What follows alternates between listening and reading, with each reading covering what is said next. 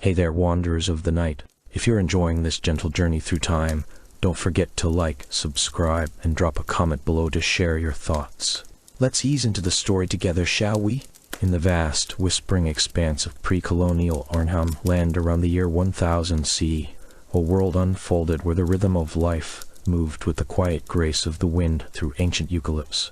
Here, beyond the legends that echo faintly in the distance, we find the everyday essence of an Aboriginal Australian hunter, a figure not of myth, but of skillful, silent harmony with the land. Picture this not as a tale of grand exploits, but as a soft lullaby of survival, where each step in the bushlands was a dance of precision and respect. The air carries the faint, earthy scent of damp soil after a light rain, mingling with the sweet, resinous aroma of gum trees, inviting you to breathe deeply and let your worries drift away. These hunters moved through the landscape with a simplicity that spoke of deep wisdom. Clad in minimal clothing, perhaps a light wrap of soft kangaroo hide or strands of woven bark that brushed against their skin, like a gentle whisper, their bodies were attuned to the subtlest shifts in the environment. The sun-warmed earth beneath their bare feet felt firm yet yielding, a constant reminder of the land's enduring presence.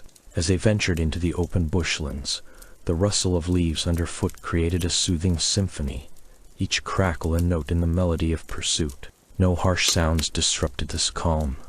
Instead, the hunters relied on the soft padding of their steps, their keen eyes scanning the dappled shadows for signs of game. Hunting was an art form, honed through generations of observation and patience, a skill passed down like a whispered secret from one pair of steady hands to another. Imagine the hunter crouching low, his breath slow and even as he tracked a wallaby through the tall grasses. The air was alive with sensory cues, the faint, musky scent of the animal lingering on the breeze, the distant call of a kookaburra echoing like a lullaby from the treetops. His movements were deliberate, almost meditative, as he read the story written in the ground.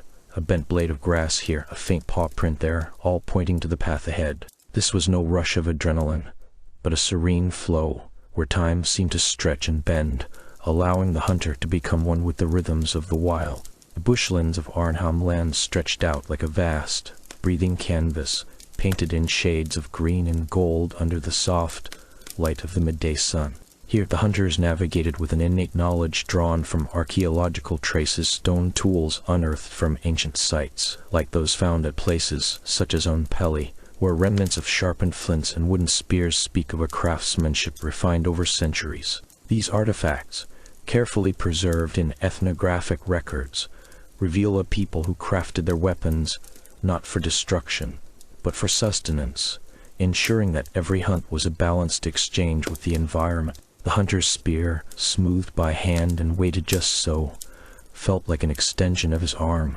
gliding through the air with effortless precision. As he waited, hidden among the ferns, the cool touch of the leaves against his skin provided a calming anchor, the world around him humming with the gentle buzz of insects and the occasional rustle of unseen creatures.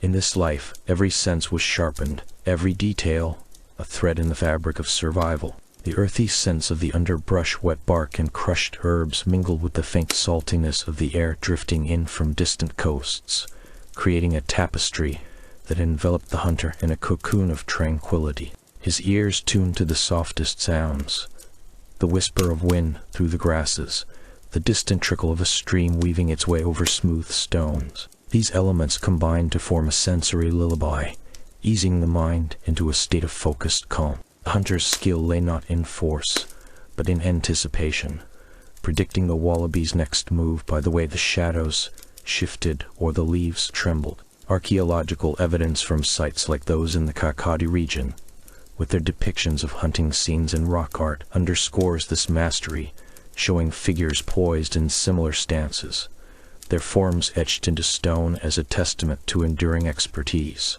Yet, woven into this peaceful narrative is a quiet mystery that adds a layer of gentle intrigue, the unrecorded names of these hunters. In the absence of written histories, their identities remain whispers carried on the wind, known only through oral traditions that have faded with time. Ethnographic accounts from early observers, respectful of cultural boundaries, note how names were often fluid, tied to the land or a personal totem, rather than fixed labels. This enigma invites us to ponder, in a soothing haze, the faces and stories lost to the ages, their skills immortalized not in chronicles, but in the very landscape they shaped. It's a mystery that hums like a distant melody, reminding us that some knowledge is meant to be felt, not fully grasped. As the stars twinkled above the treetops in the cool evening air, as the day waned, the hunter would pause, resting against the trunk of a sturdy tree, its bark rough yet comforting under his palm. The fading light cast a golden glow over the bushlands, and the scents grew richer, the warm, nutty aroma of eucalypt leaves releasing their oils into the air. In these moments, the skill of the hunt revealed itself as more than mere survival.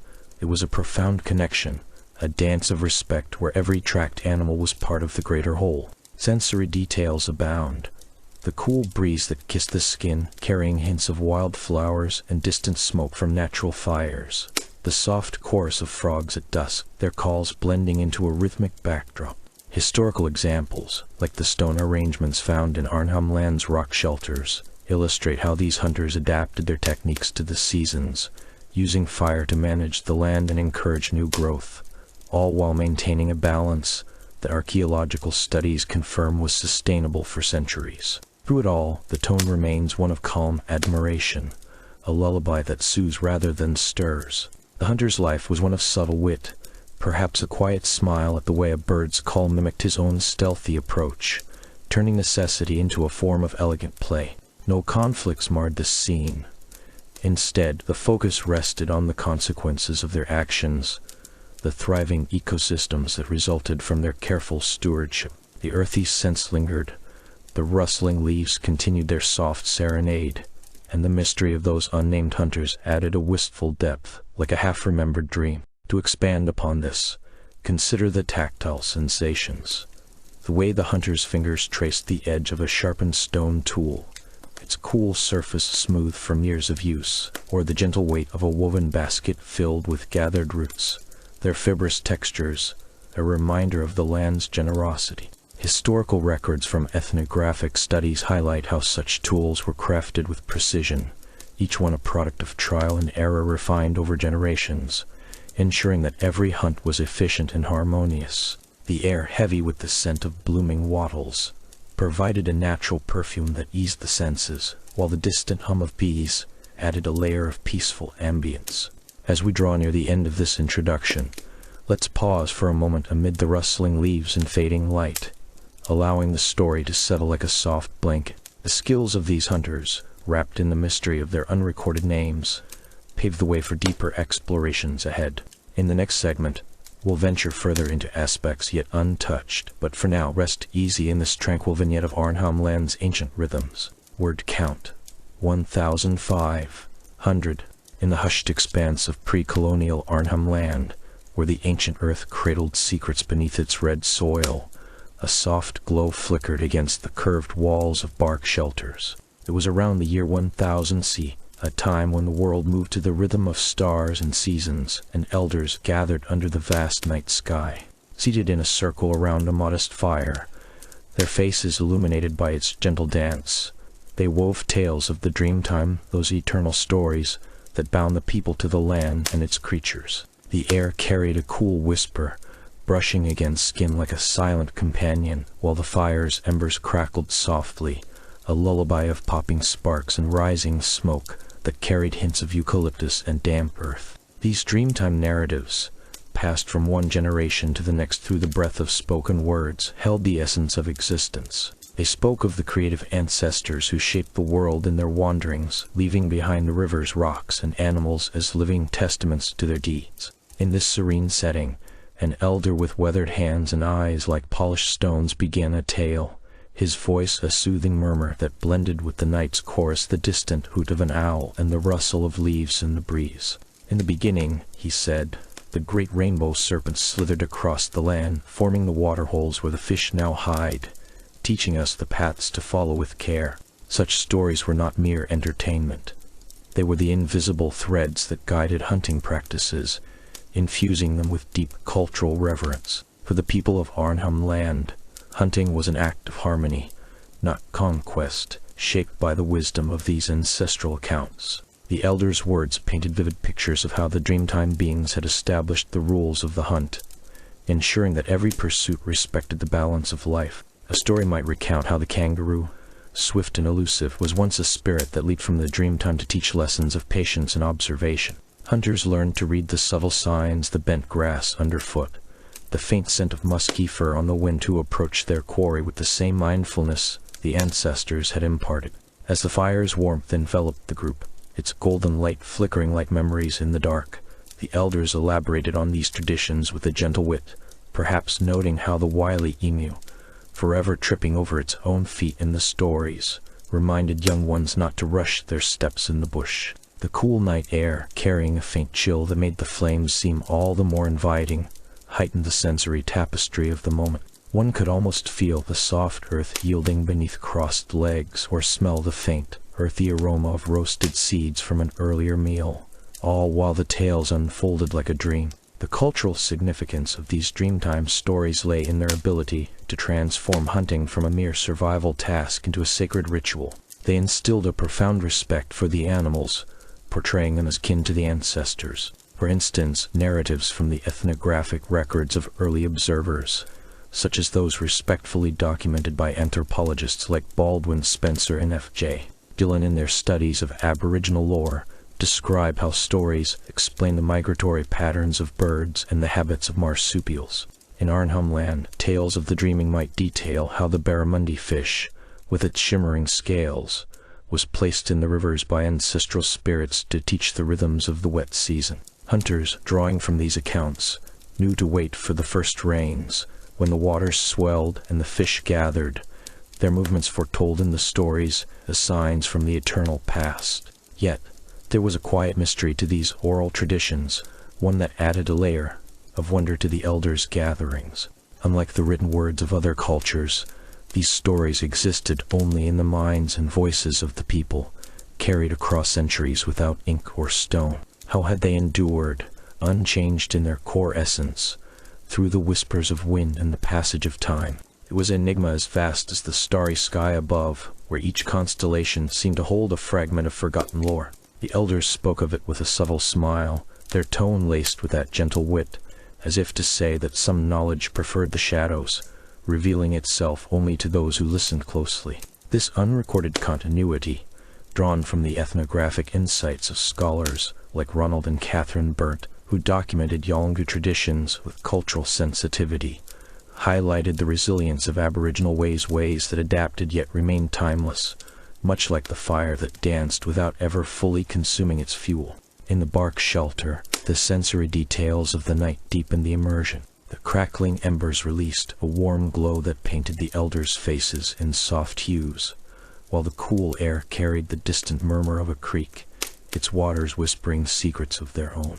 One elder might pause, his voice tipping like a falling leaf, to describe how the Dreamtime stories taught the art of tracking, where the faint imprint of a wallaby's paw in the mud was not just a sign but an echo of an ancestral footprint. These tales encouraged hunters to move with intention, to offer silent thanks to the spirits before taking a life, ensuring that the land's abundance would continue. The stories wove in historical examples, such as the ways in which certain clans in Arnhem Land followed the Dreamtime paths or songlines that mapped out hunting grounds based on the ancestors' journeys, as noted in the respectful accounts of Aboriginal story keepers. As the night deepened, the fire's light grew softer, its embers glowing like distant stars, and the cool breeze carried a hint of dew settling on the grass. The elders' words flowed with a lullaby-like cadence, each phrase inviting reflection on how these narratives fostered a sustainable bond with the environment. A tale might humorously depict the Gona lizard outsmarting a hunter in the Dreamtime, teaching the value of cunning and humility in the chase. Through such stories, young listeners absorbed the knowledge that hunting was not about dominance, but about participating in the world's ongoing creation, as the ancestors had intended. This cultural tapestry, rich with sensory layers, the gentle pop of burning wood, the earthy scent mingling with the night's freshness, underscored the profound influence of Dreamtime lore. It was a legacy that respected the interconnectedness of all things, drawing from ethnographic records that emphasized the spiritual depth of Aboriginal practices. And in that mystery of the unwritten, where stories lived in the collective memory, there lay a subtle wit. The ancestors, it seemed, had crafted tales so enduring that they needed no pages, only the willing ear and the open heart.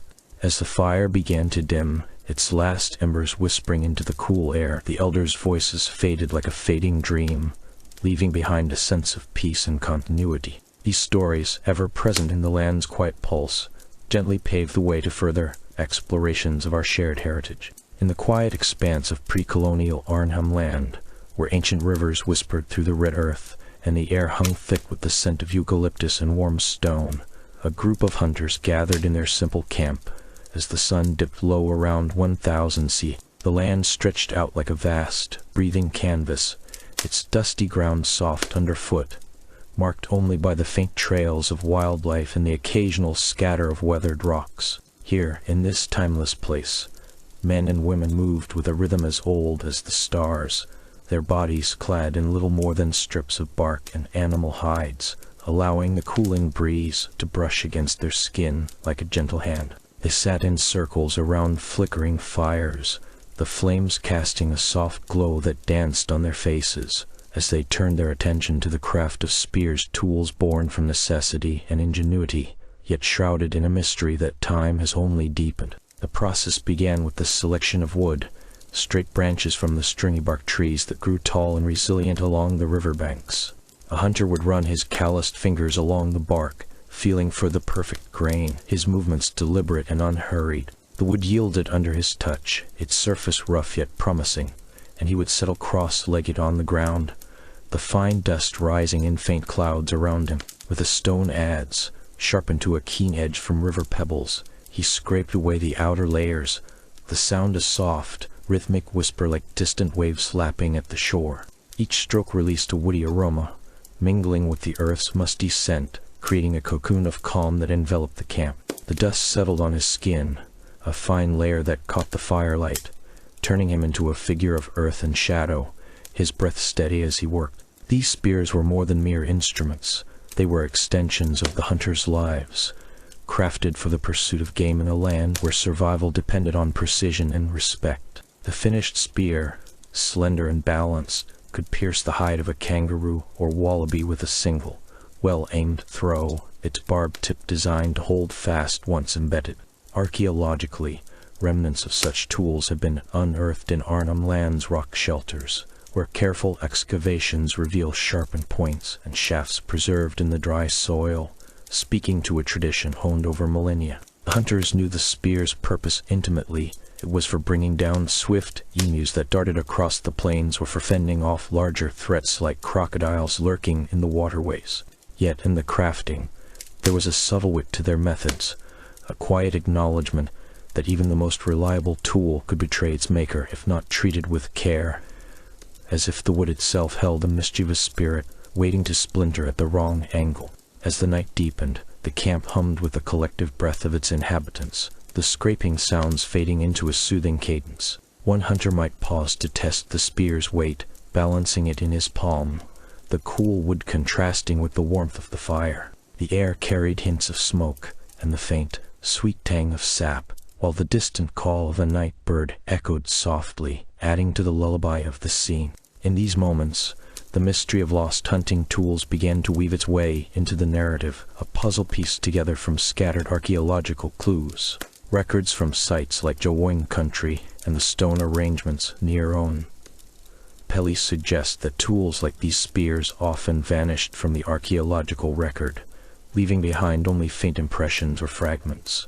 Why did they disappear? Perhaps floods from the monsoon seasons swept them into the rivers, carrying them downstream to be buried in silt, or maybe they were intentionally abandoned during migrations, offerings to the land in a cycle of give and take. The unknowns added a layer of intrigue, much like a story told in whispers around the fire. Excavations have uncovered caches of tools and hidden crevices, their absence from other sites hinting at patterns of loss that archaeologists ponder to this day. Were these losses due to the tools' fragility, their wooden shafts decaying over centuries in the humid air, or did human factors play a role, perhaps disputes between groups, leading to the confiscation or destruction of such items? The The evidence is sparse, drawn from careful studies of rock art and tool scatters, where faint outlines of spears etched into cave walls speak of their importance, yet offer no clear answers. In a detached way, one might reflect on how these disappearances mirror the transient nature of life itself,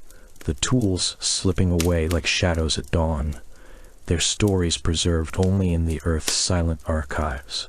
Around the camp, the hunters continued their work, their minimal clothing allowing the night's coolness to embrace them, the dust of the ground clinging gently to their limbs. A woman joined in, her fingers adept at binding the spear tips with sinew from a recent hunt, the material stretching taut with a soft twang that resonated like a string on an ancient instrument. The scent of the sinew, slightly gamey and earthy, blended with the campfire's smoke, creating an atmosphere that soothed the senses. She worked methodically, her eyes reflecting the flames, perhaps with a subtle smile at the thought of how these tools, so carefully made, could vanish so utterly. Archaeological findings from Arnhem Land, such as those at the Nowarla Gabarnmang site, reveal similar bindings on preserved artifacts, underscoring the skill involved, yet also the enigma of why so few complete tools survive. As the spears took shape, the hunters tested them against the ground, the thud of wood on earth a muted rhythm that pulsed through the night. Each strike sent a puff of dust into the air, carrying with it the faint, mineral tang of the soil, a reminder of the land's enduring presence. The mystery deepened when one considered the broader implications. Tools lost in transit might have been reclaimed by nature, their materials returning to the earth in a quiet cycle, or perhaps they were carried away by wind and water, scattered across the landscape like forgotten whispers. Historical examples from nearby regions, like the tool hoards found in Kakadu, suggest that such losses were not uncommon, with spears and adzes left behind in campsites, their abandonment a deliberate choice in the face of changing seasons or resources. In the calm of the camp, the hunters shared soft words, their voices low and melodic, as if lulling the tools into existence. Fire crackled gently, its warmth seeping into their bones, while the stars above twinkled like distant embers.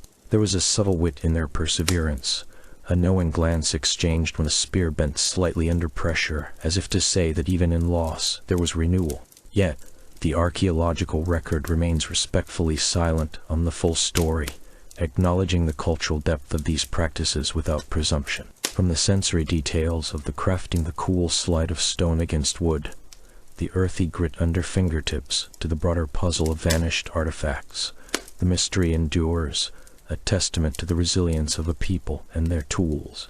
As the night waned and the first hints of dawn painted the sky, the hunters set their completed spears aside, leaning them against the camp's simple shelters. The air grew cooler, carrying the fresh scent of dew on the grass, and the camp fell into a peaceful hush. In this moment of quiet reflection, one might wonder what other secrets the land holds, waiting to be uncovered in the segments that follow. In the hushed expanse of Arnhem Land, where ancient rocks whispered secrets to the wind, the elders' camp nestled like a dream beneath a canopy of eucalyptus.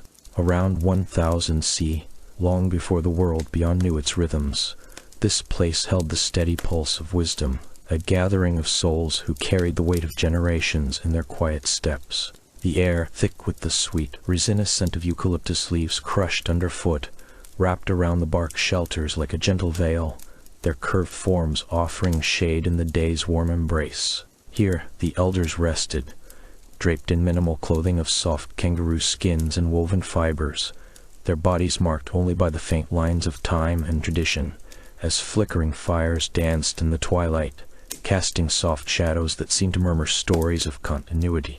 The elders, those revered figures whose voices carried the authority of the land itself, reclined on beds of woven grass and leaves, their forms relaxed yet alert to the subtle shifts of the world around them. In this camp, leadership was not a clamor of commands, but a soft weave of counsel, drawn from deep wells of knowledge passed through whispers and gestures. An elder might sit cross-legged by the fire, his eyes half closed as he spoke of the rhythms of seasons, the patterns of stars that guided planting and healing, his words flowing like the slow creek nearby, cool and unhurried. The scent of smoldering banksia wood mingled with the earthy aroma of damp soil, creating a lull that soothed the mind, while the distant call of a currawong echoed through the trees, a melody that blended with the crackle of flames. These leaders, often women and men whose years had etched wisdom into their features, gathered in small circles under the shelters, their minimal attire a testament to the harmony they sought with the environment. No heavy robes or ornaments disrupted the flow. Instead, a simple band of twine or a feather in the hair sufficed, allowing the warmth of the sun to kiss their skin freely. One elder, perhaps named for the wind that rustled the leaves, might lean against a bark wall, her voice a gentle cadence as she advised the younger ones on the art of bark painting or the selection of healing barks.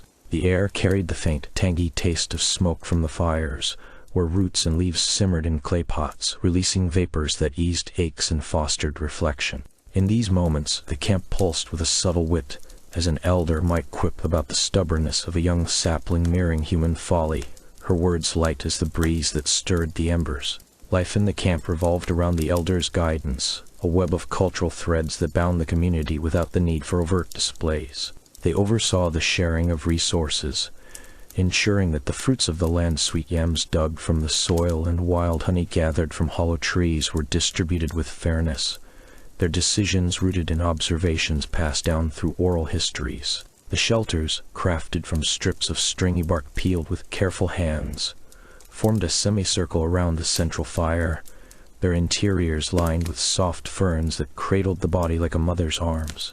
As evening fell, the flickering light played across weathered faces, illuminating the quiet authority that needed no throne, only the respect of those who listen. The scent of night-blooming flowers, subtle and sweet, drifted in, mingling with the cool whisper of the wind, while the stars above seemed to pause in their dance, as if honoring the elder's repose. Yet woven into the fabric of this serene existence was a mystery that lingered like a half-forgotten dream, the enigma of the lost camp artifacts. In the elders' tales, spoken in the fire's glow, there were references to objects that had vanished without trace, items of profound significance that spoke to the camp's heritage. Perhaps it was a carved stone, etched with symbols of ancestral knowledge, or a bundle of ochre-tinted tools that had guided rituals of renewal. These artifacts, according to the elders, had been placed in hidden nooks within the bark shelters, safeguarded for their power to connect the present to the unseen threads of the past. But over time, they slipped away, not through theft or storm, but in ways that defied explanation, as if the land itself had reclaimed them for safekeeping. The elders pondered this gently, their voices detached from any hint of alarm, focusing instead on the lessons it imparted, the impermanence of all things and the enduring spirit of adaptation. The mystery added a layer of intrigue to the camp's rhythm, a subtle puzzle that kept minds engaged without disrupting the calm, much like the way a distant thunderstorm rumbled on the horizon, its echoes fading into the night. Sensory details enriched every aspect of this life, from the cool touch of dew-kissed grass under bare feet at dawn to the warm glow that enveloped the camp as the sun climbed higher. The elders, in their rest, might inhale the sharp, cleansing aroma of eucalyptus oil rubbed on their skin, a practice drawn from generations of healers, while the soft rustle of leaves overhead provided a natural lullaby. One could imagine an elder pausing to trace the edge of a shelter's bark, feeling the texture rough yet yielding, a reminder of the land's generosity, which surfaced in their interactions, as when an elder remarked on the fire's playful sparks, likening them to mischievous spirits that danced just out of reach, bringing a soft chuckle to the group without breaking the tranquil flow. Historically, such camps in Arnhem Land, as recorded in ethnographic accounts from respectful observers like those of early anthropologists, exemplified a leadership model based on consensus and experience. The elders' roles were not of domination, but of stewardship, ensuring that knowledge of medicinal plants, such as the leaves of the tea tree, with their antiseptic scent, or the cycles of the monsoon winds, was preserved. In this pre-colonial era, their influence extended to matters of social harmony, where disputes were resolved through storytelling and shared reflection, the words carrying the weight of lived wisdom rather than force. The camp's layout, with its open spaces for gatherings, reflected this ethos, allowing the breeze to carry scents of fresh water from nearby streams, where fish leaped in silver arcs, their splashes a soothing counterpoint to the elders' contemplative silences. As the day waned, the elders might rise from their rest to oversee a simple ceremony, not tied to the sacred narratives of other times, but focused on gratitude for the day's bounty. They would circle the fire, their movements deliberate and graceful, the air filled with the earthy perfume of roasted nuts and the faint, woody smoke that lingered on the skin. Here, in the glow, the mystery of the lost artifact surfaced again, a gentle enigma that prompted questions without answers, encouraging the community to value the intangible over the material. An elder might muse, with a wry smile, that the artifacts had simply chosen to wander, much like the clouds that drifted across the sky, reminding all that some secrets were meant to inspire rather than be solved. In this way, the camp's life unfolded with a calming rhythm, a tapestry of sensory richness and subtle insight. The elders, in their minimal attire and bark havens, embodied a leadership that was as enduring as the land itself, their wisdom a beacon in the quiet night. Yet, as the fires dimmed and the eucalyptus scents grew faint, one couldn't help but sense the subtle shift toward what lay beyond, a hint of the wider world waiting to in the quiet hush of pre-colonial Arnhem land, where the ancient earth cradled secrets beneath its warm, red crust. The hunters rose with the first light of dawn. Around 1000 C, in that vast expanse of whispering bushlands, their days unfolded like a gentle rhythm, unseen and unscripted by the world beyond. Clad in minimal garments of softened bark and woven fibers that barely disturbed the air, these men moved as shadows among the eucalypts, their bodies painted with ochre streaks that caught the morning sun like fading dreams. The air carried the faint, earthy scent of dew-kissed soil, and underfoot, leaves crunched softly, a subtle symphony that spoke of lives intertwined with the land's own pulse. Each hunter awoke to the soft call of birdsong, the melodious warble of magpies echoing through the trees like a lullaby from the spirits. They stirred from their simple shelters of branches and leaves where the night had left a cool embrace on their skin. With a quiet stretch, they felt the warm earth rise to meet their bare feet, its grains slipping between toes in a comforting ritual that grounded them in the moment. No hurried words were exchanged. Instead, a shared glance or nod sufficed, carrying the weight of generations in its simplicity. They moved toward the water holes, where the first task of the day began. A ritual cleansing, dipping hands into the cool, rippling streams that tasted of minerals and life. The water's gentle flow against their skin was a soothing whisper, washing away the remnants of sleep and preparing their senses for the hunt ahead. As the sun climbed higher, casting a golden filter over the bushlands, the hunters set out on their familiar paths. These routes, etched into the landscape through untold cycles of seasons, wound through tall grasses that brushed against their legs like feathers. The air grew warmer, carrying the sweet, resinous aroma of gum trees, and the ground beneath them released a soft, yielding warmth with each step. They tracked game with an instinct honed by centuries, their eyes scanning for the subtle signs. A snapped twig here, a patch of disturbed earth there, each detail unfolding like a story whispered by the wind. The crunch of leaves underfoot was not a disruption, but a harmony, a reminder of the land's living breath, and the hunters moved with such grace that even the insects paused in their buzzing to acknowledge their presence. In those hours, the routine deepened into a dance of observation and patience. They might pause by a cluster of acacias, where the scent of blooming flowers mingled with the sharper tang of eucalypt leaves, waiting for the wallabies or kangaroos to reveal themselves. The hunters' minimal clothing allowed the breeze to caress their skin, a cooling touch against the rising heat as they crouched low, muscles taut yet relaxed, like branches swaying in a gentle wind. Their weapons, fashioned from the land itself, spears smoothed by hand and woomeras carved from wood, were extensions of their bodies, held with a reverence that needed no words. As they crept forward, the soft rustle of grass and the distant call of a kookaburra wove into the air, creating a tapestry of sounds that lulled the mind into a state of focused calm. The mystery of their unrecorded schedules added a layer of quiet wonder to these pursuits, for no scrolls or stones bore witness to the precise cadence of their days. Passed down through stories around evening fires, these routines remained elusive, fragments pieced together from ethnographic echoes that modern eyes could only glimpse. It was as if the land itself guarded the full truth, revealing just enough to tantalize the imagination. Perhaps in the soft glow of midday, when the sun warmed their backs like a benevolent elder, the hunters pondered the unseen patterns that guided them, cycles tied to the moon's phases or the migrations of birds, known only through oral traditions that faded like mist at dawn.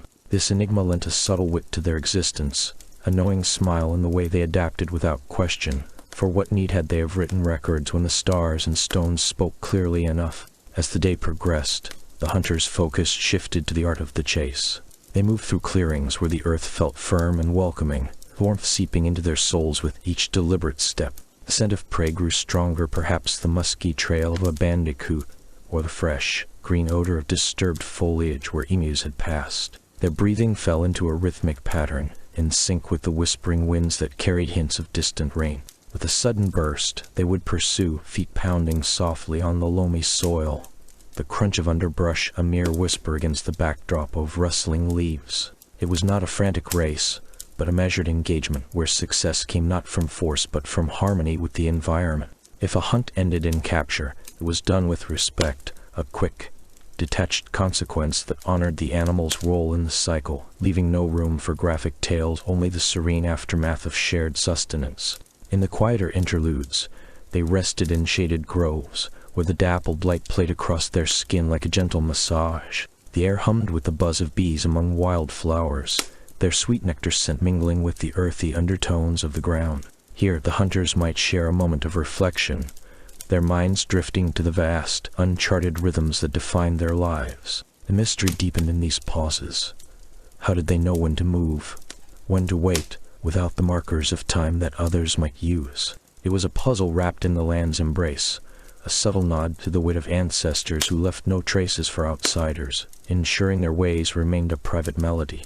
As afternoon waned, the hunters turned homeward, their paths guided by the lengthening shadows and the cooling breeze that carried the promise of evening. The warmth of the earth began to fade, replaced by a soothing chill that wrapped around them like a cloak. They gathered what they had, moving with the same unhurried grace, their minimal attire now a comfort against the day's end. Back at the camp, the routine continued in communal harmony, where the day's efforts were shared in quiet gatherings. The scent of cooking fires rose, a smoky blend of wood and herbs that evoked a deep, primal peace, and the hunters settled into the earth's gentle hold, their bodies weary but content. Yet, even in repose, the unrecorded nature of their schedules lingered like a faint echo.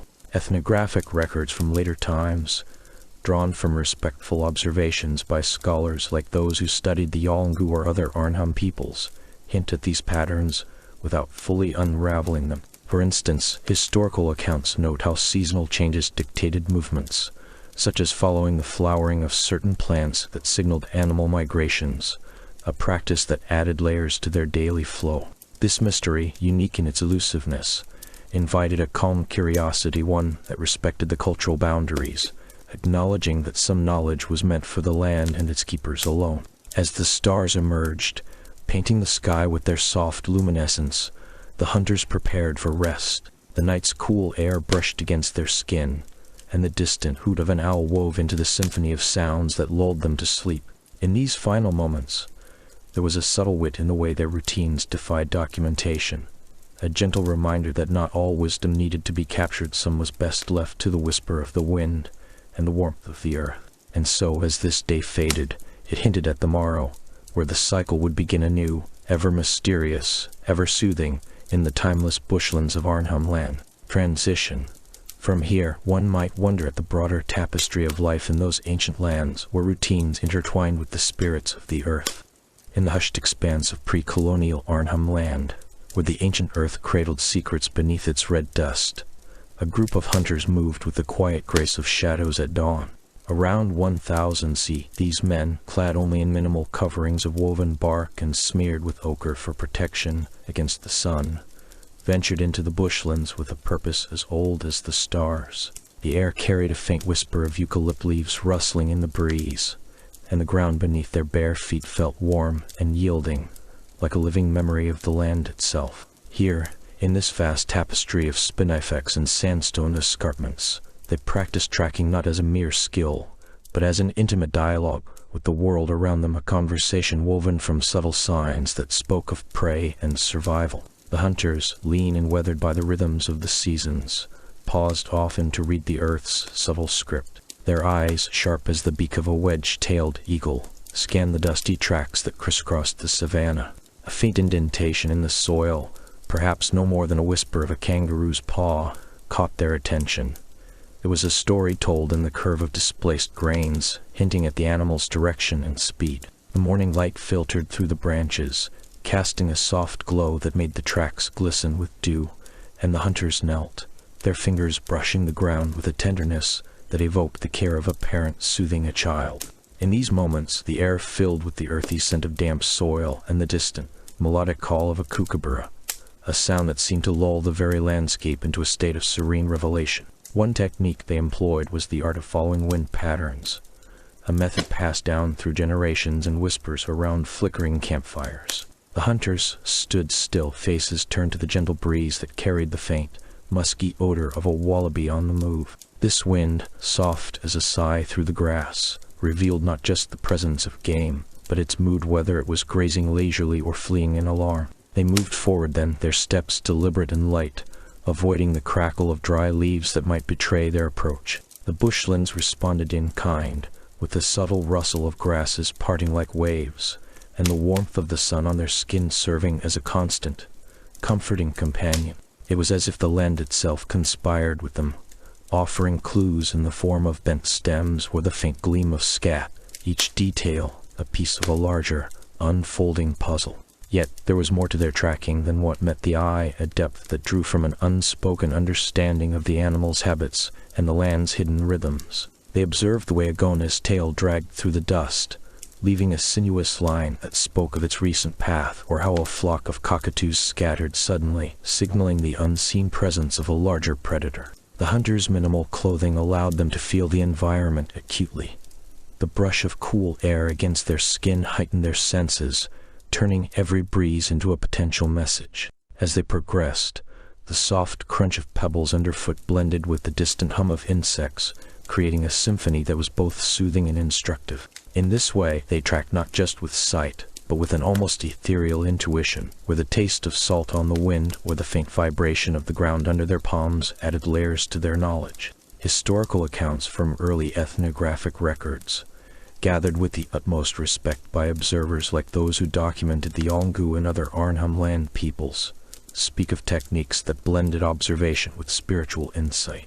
The hunters might press their ears to the earth, listening for the subtle tremors of a bandicoot tunneling below, a method that required patience and a profound connection to the land's pulse. The dust they stirred with each step rose gently, carrying with it the scent of wild herbs and the promise of discovery, while the sun's gradual climb painted the sky in hues of soft amber. These records, drawn from careful, sensitive interactions with Aboriginal communities, highlight how tracking was more than survival. It was a form of storytelling, where each sign wove into the narrative of the hunt.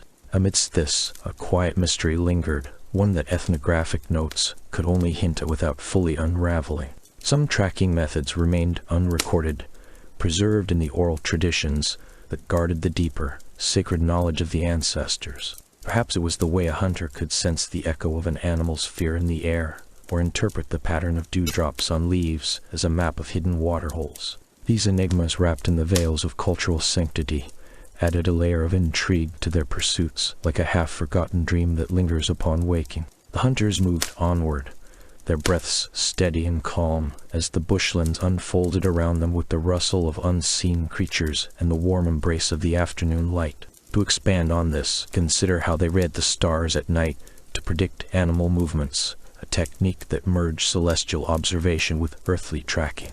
In the evenings, as the hunters rested briefly, they gazed upward, noting the positions of the constellations that guided their paths by day. This knowledge, drawn from generations of watchful eyes, allowed them to anticipate where a mob of emus might graze at first light, based on the stars' alignment with familiar landmarks. The cool night air, carrying the faint aroma of blooming wattles, provided a peaceful interlude where the mystery of unrecorded methods deepened, suggesting connections between the sky and the soil that outsiders could only ponder. Another facet involved the subtle art of mimicry, where hunters imitated animal calls to draw prey closer.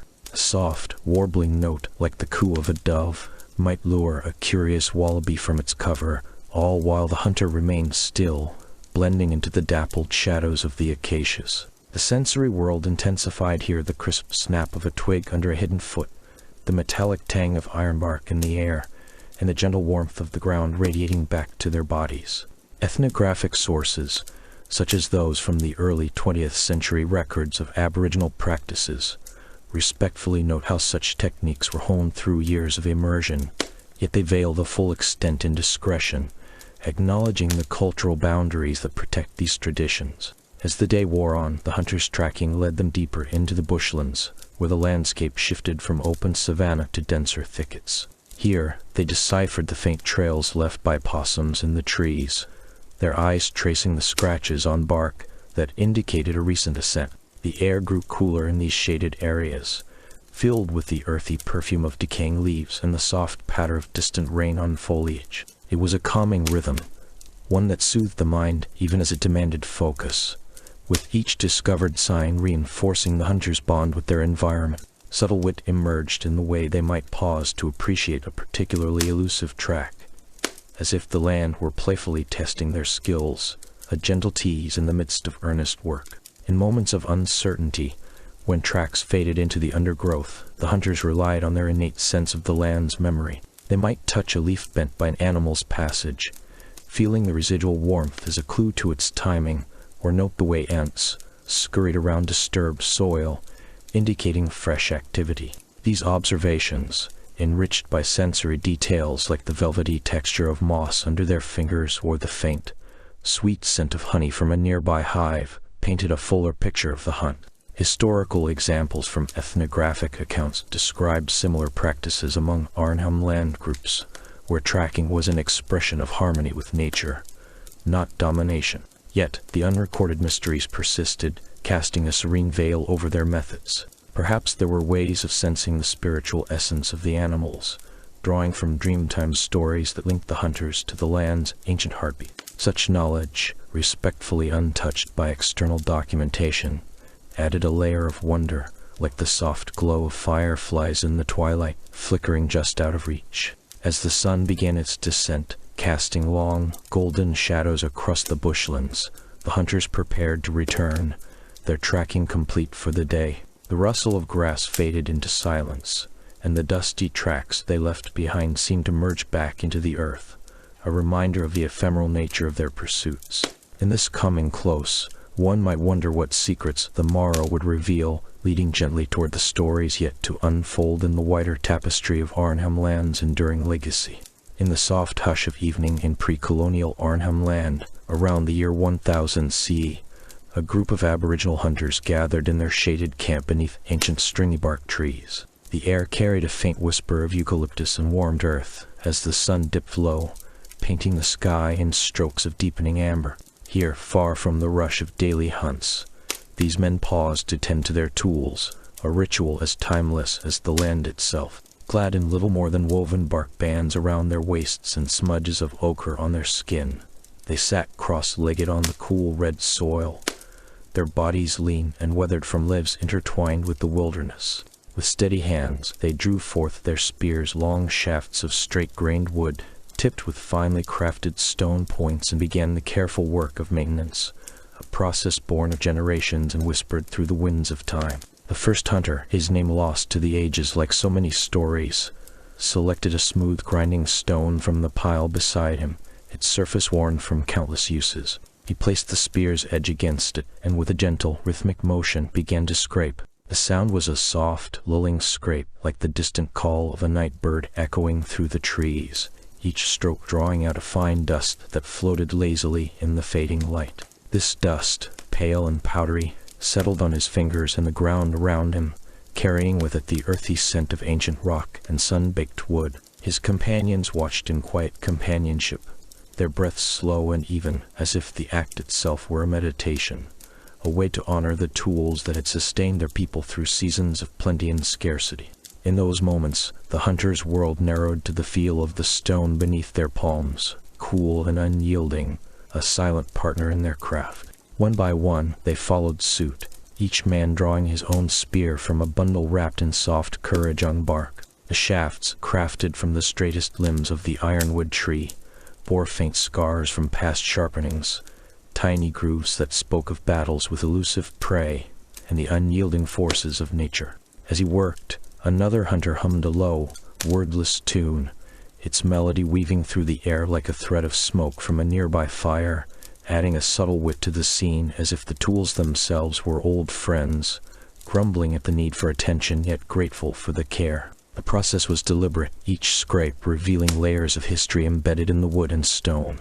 Archaeological finds from sites like those at Jarragun or on Pelly, uncovered in later centuries, echo this very practice, with fragments of ground-edge axes and flaked stone points attesting to the sophistication of these tools. The hunters used stones sourced from the riverbeds, their edges honed not by chance, but by knowledge passed down through oral traditions, ensuring that every point was sharp enough to pierce without shattering.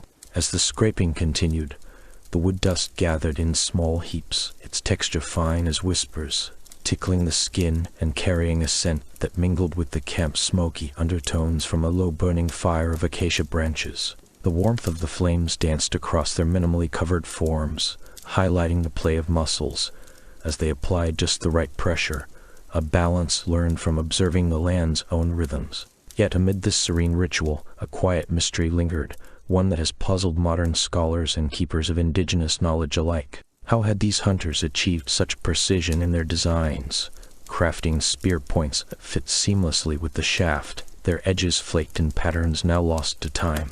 Excavations in Arnhem Land have revealed tools with intricate fluting and serrations, suggesting techniques that blended raw materials with an artistry defying easy explanation. Perhaps in the dim glow of their camp, these men drew upon secrets from Dreamtime stories, where ancestors shaped the first stones under the stars. The mystery lies not in the tools themselves, but in the intangible knowledge that vanished with the wind's designs etched not on stone, but in the minds of those who came before, a subtle enigma that adds a layer of gentle intrigue to the evening's work.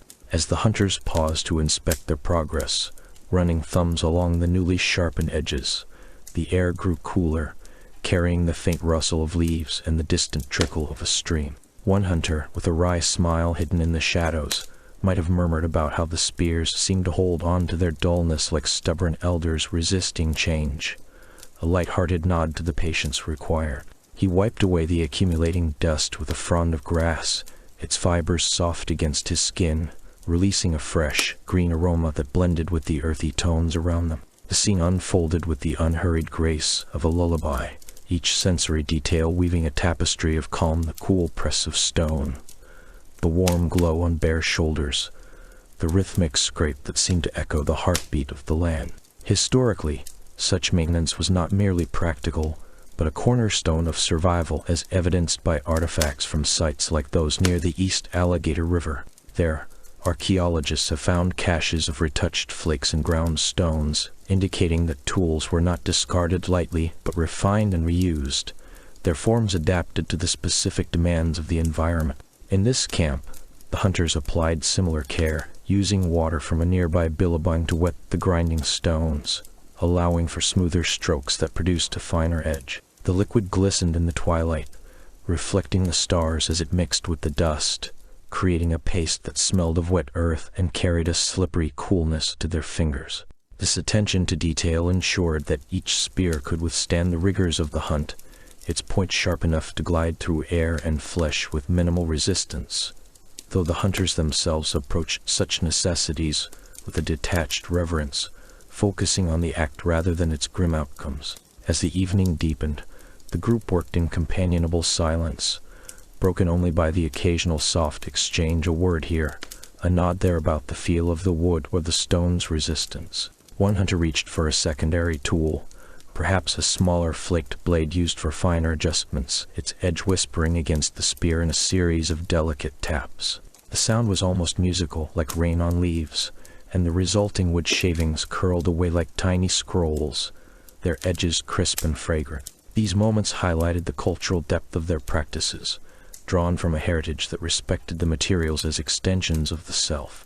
Yet, woven into this routine was that enduring mystery, why certain designs, perfected over centuries, faded into obscurity. Had they been tied to specific songlines or rituals, now altered by time's gentle erosion? It was a puzzle that lent a poetic whimsy to their efforts, as if the tools harbored secrets meant only for the wind. By now, the spears gleamed in the firelight, their points honed to a razor's keenness, ready for whatever the morrow might bring. The hunters set them aside, leaning them against the trees like silent guardians, and brushed the dust from their hands, the fine particles lingering in the air like fading dreams. The camp settled into a deeper quiet, the sensory world softening, the last scrapes fading, the warmth ebbing, the sense melding into the night. In this gentle cadence, one could almost hear the echo of lost designs, a subtle reminder of the knowledge that once flourished here, now preserved only in fragments and stories. As the stars wheeled overhead, the hunters lay back on their beds of grass and leaves, their bodies relaxed and minds at ease, the tools maintained and the mystery intact. And so, with the peace of the night enveloping them, their thoughts drifted toward the unseen paths ahead, where new segments of life awaited in the vast expanse of Arnhem land. In the hushed twilight of pre-colonial Arnhem land, where ancient eucalyptus whispered secrets to the wind, a circle of hunters gathered under a canopy of stars. Around 1000 C, in this rugged expanse of northern Australia, the land itself seemed to breathe in rhythm with the people who knew its every hidden spring and shadowed gully. These men, clad in little more than the cool embrace of woven bark and painted ochre on their skin, returned from the day's pursuit, their bodies lean and marked by the earth's gentle trials. No grand fires roared here, only modest hearths that flickered with a soft, inviting glow, drawing them together in the quiet art of shared existence. The air carried the subtle scent of earth, dampened by the day's fading heat, mingled with the aromatic smoke of burning banksia wood.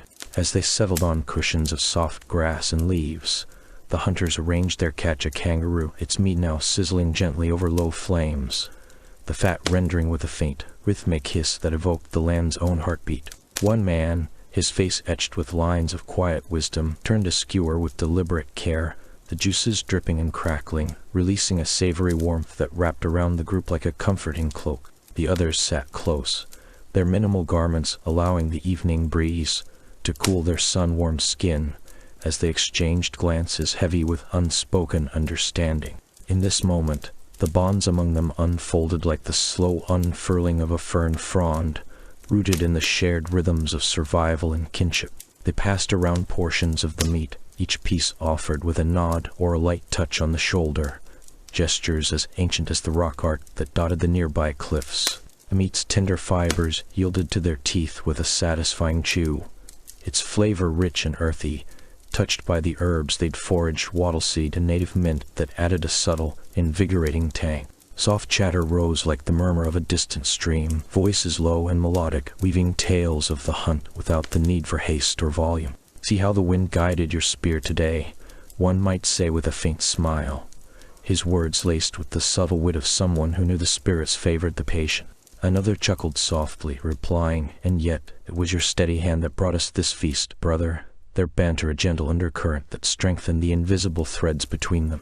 These connections, forged in the simplicity of daily gatherings, held a mystery all their own, the enigma of unwritten friendships, those profound alliances that persisted not through inscribed words or etched records, but through the intangible flow of shared experiences and mutual respect.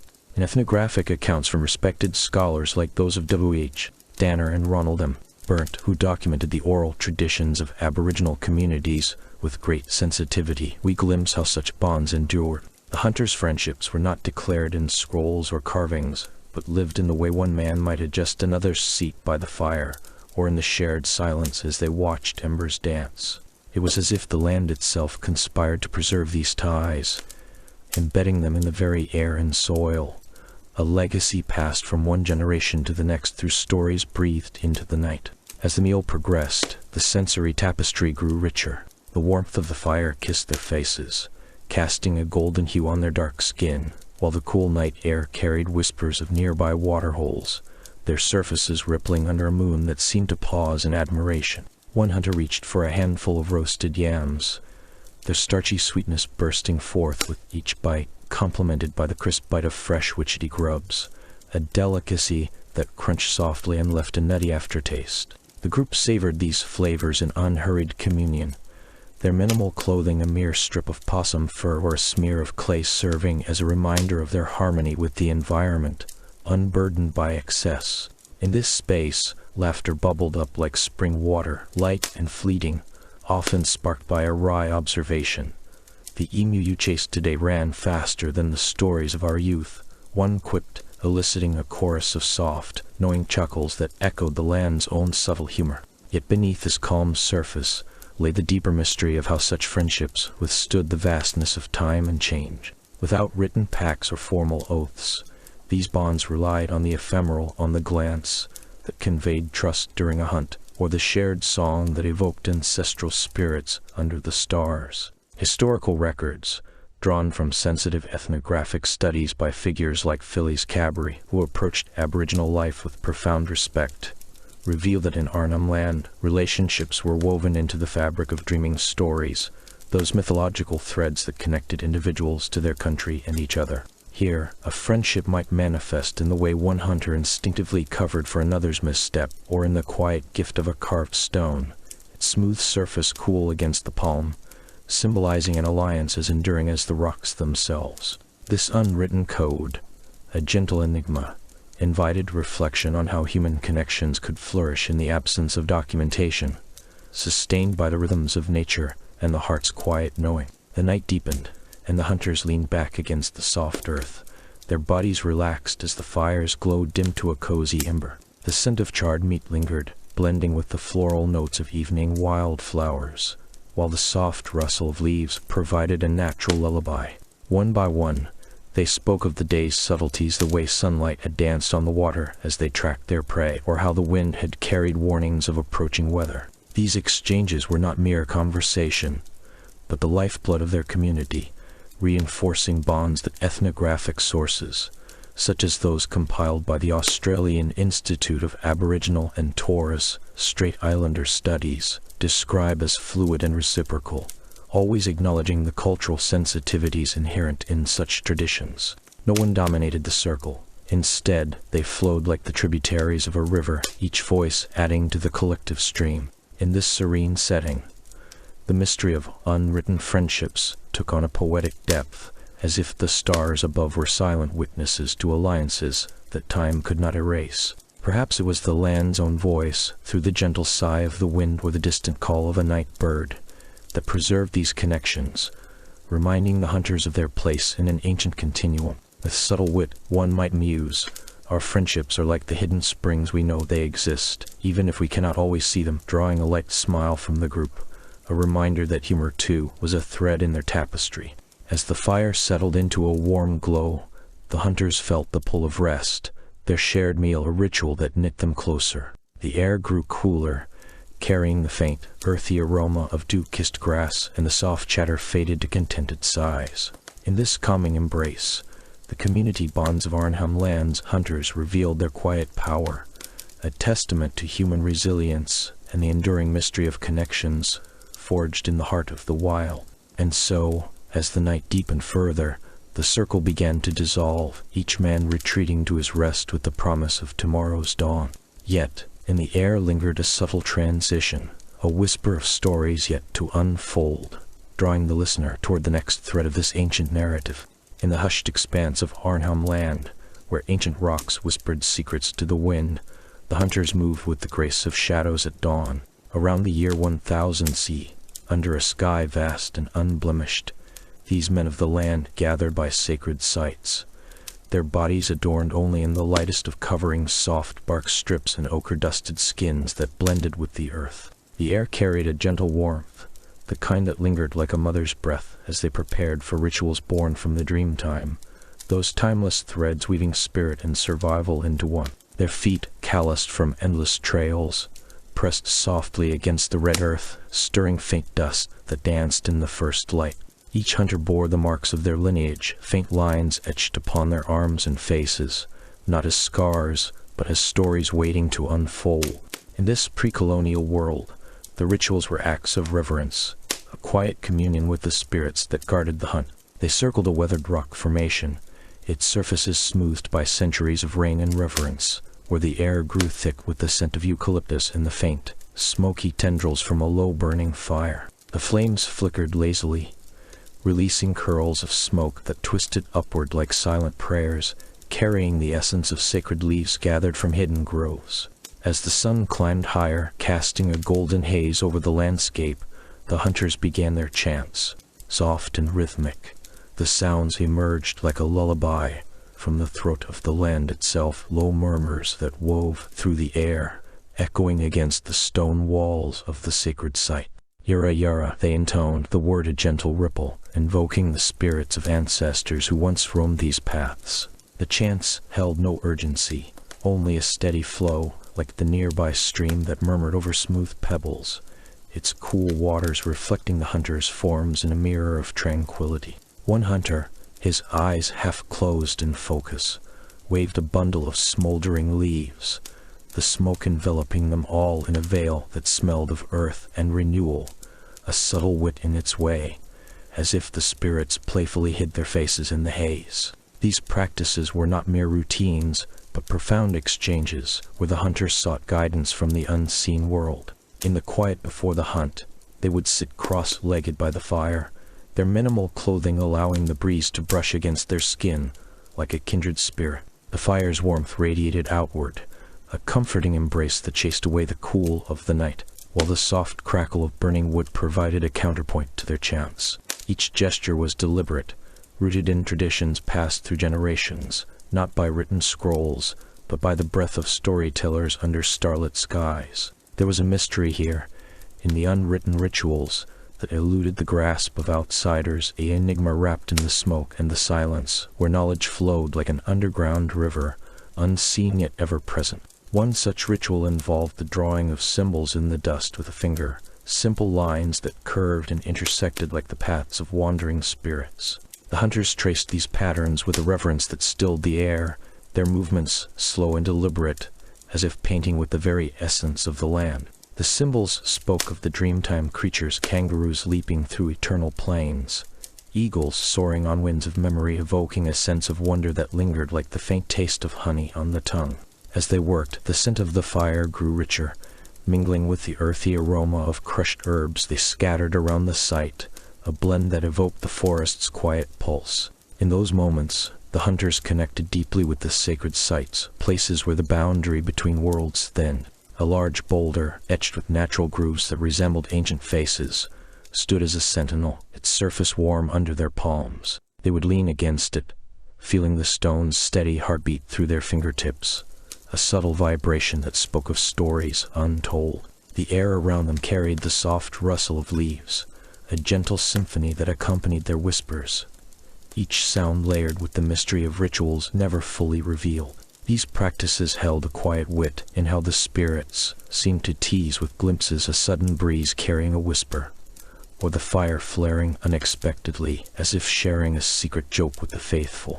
As the rituals progressed, the hunters would rise in unison, their bodies moving in a slow dance that mimicked the animals they revered.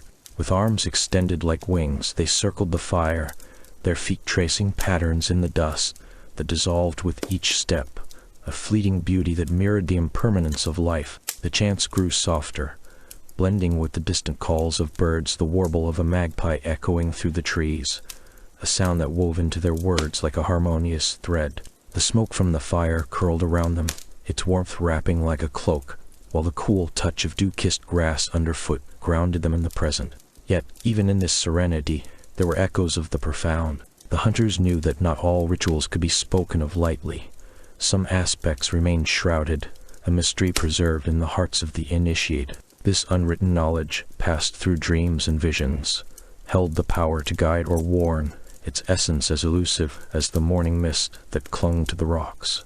It was here, in the gentle repetition of their practices, that they found balance, a subtle acknowledgement of the world's vast unknowns, with a wit in how the spirits revealed just enough to sustain wonder. Throughout the day, as the sun arced across the sky, the hunters incorporated elements of the natural world into their observances. They might crush berries between their fingers, the juice staining their skin with hues of red and purple, a sensory ritual that evoked the blood of the earth. The scent was sharp yet sweet, mingling with the smoky air to create a tapestry of aromas that lingered on the breeze.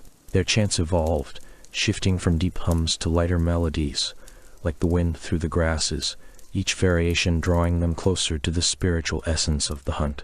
In the afternoon light, as shadows lengthened, they paused to share a moment of stillness, their eyes closed in meditation. The sacred site buzzed with an unseen energy, the air humming faintly as if the land itself breathed in rhythm with them. Here, the mystery deep in the ritual's core, unwritten and unrecorded, held secrets that bound the hunters to their ancestors in ways that words could scarcely capture. It was a gentle enigma, one that invited reflection rather than revelation, its subtlety a quiet wit against the rush of the modern world.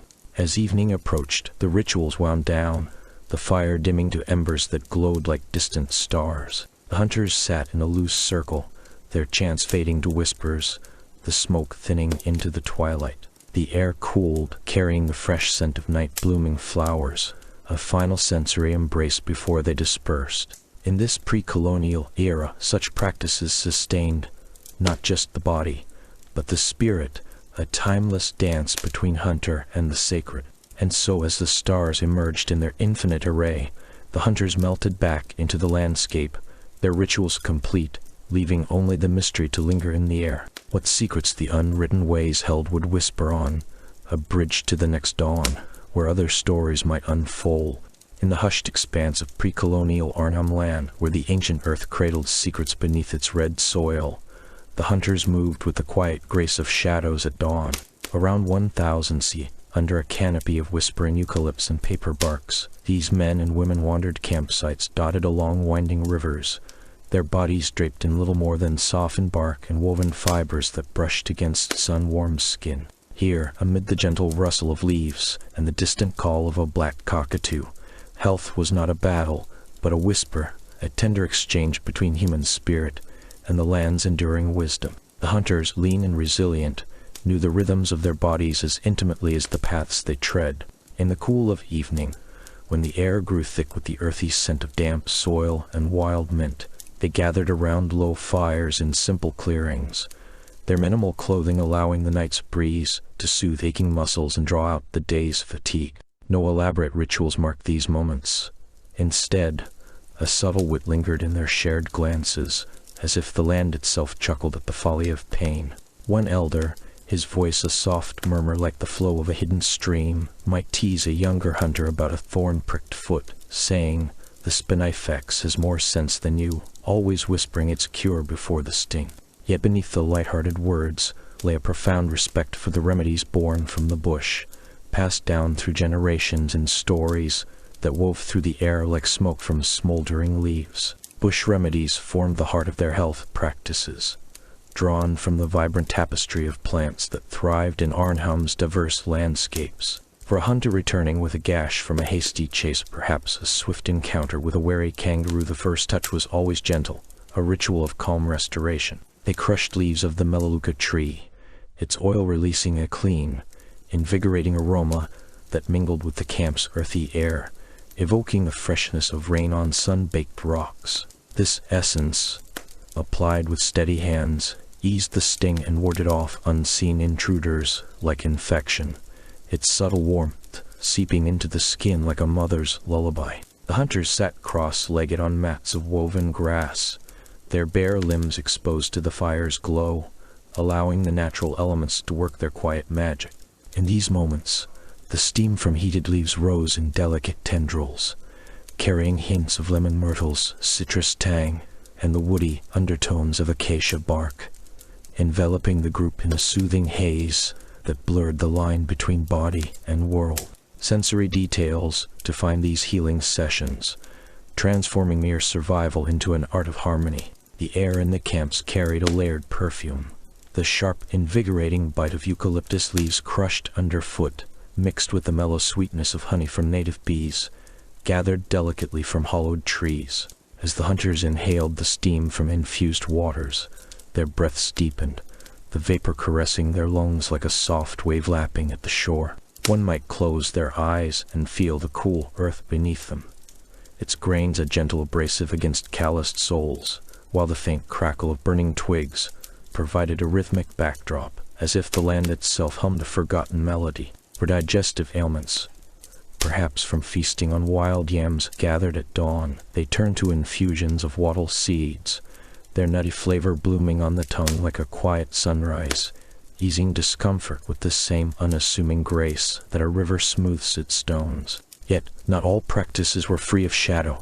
In times of deeper illness, fever from the humid nights, or the ache of overexertion, the hunters employed remedies with a detached reverence, focusing on the flow of consequences rather than the grip of fear. An elder might prepare a poultice from the roots of the burdekin plum, its earthy bitterness a stark contrast to the sweetness of surrounding blooms, applied to inflamed skin with the steady precision of a season tracker. The process unfolded without haste, each step a reminder that pain, like the seasonal floods, would recede in its own time. Here, the tone remained soothing, a lullaby woven into the air, as if the remedies themselves carried a subtle wit teasing the body back to balance with their unpretentious efficacy. Historical accounts from ethnographic records, gathered with the utmost sensitivity from descendants of these communities, reveal the depth of this knowledge. The Ongu people of Arnhem Land, for instance, maintained oral traditions that spoke of plants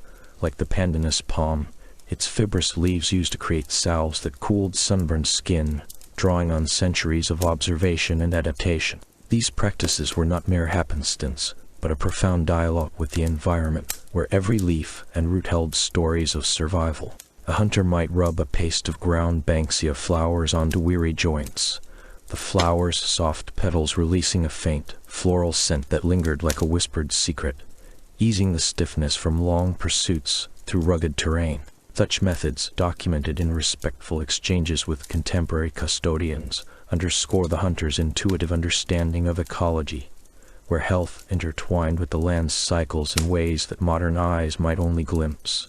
Amid these routines, a gentle mystery wove through the camps like mist rising from a hidden spring. The lost remedy recipes, those elusive formulas passed in hushed tones and now faded into the haze of time, added a layer of quiet wonder to the hunter's world. Whispers among the elders spoke of ancient brews, perhaps concocted from rare orchids blooming only under the full moon, their effects shrouded in legend said to mend not just the body but the spirit's unseen wounds. One tale, carried on the wind like the call of a distant bird, described a remedy for deep-seated fatigue, made from the dew-collected sap of ghost gums, its shimmering essence vanishing with the morning light. These secrets, never fully recorded in the ethnographic notes that survive, evoke a subtle intrigue, a reminder that some knowledge slips away like dreams at waking, leaving only the echo of its potential.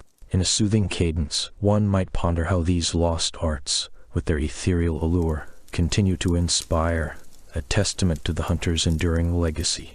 As the night deepened, the hunters would lie back on their beds of soft grass, the air cooling with the scent of dew-kissed ferns, their bodies renewed by the bush's gentle embrace.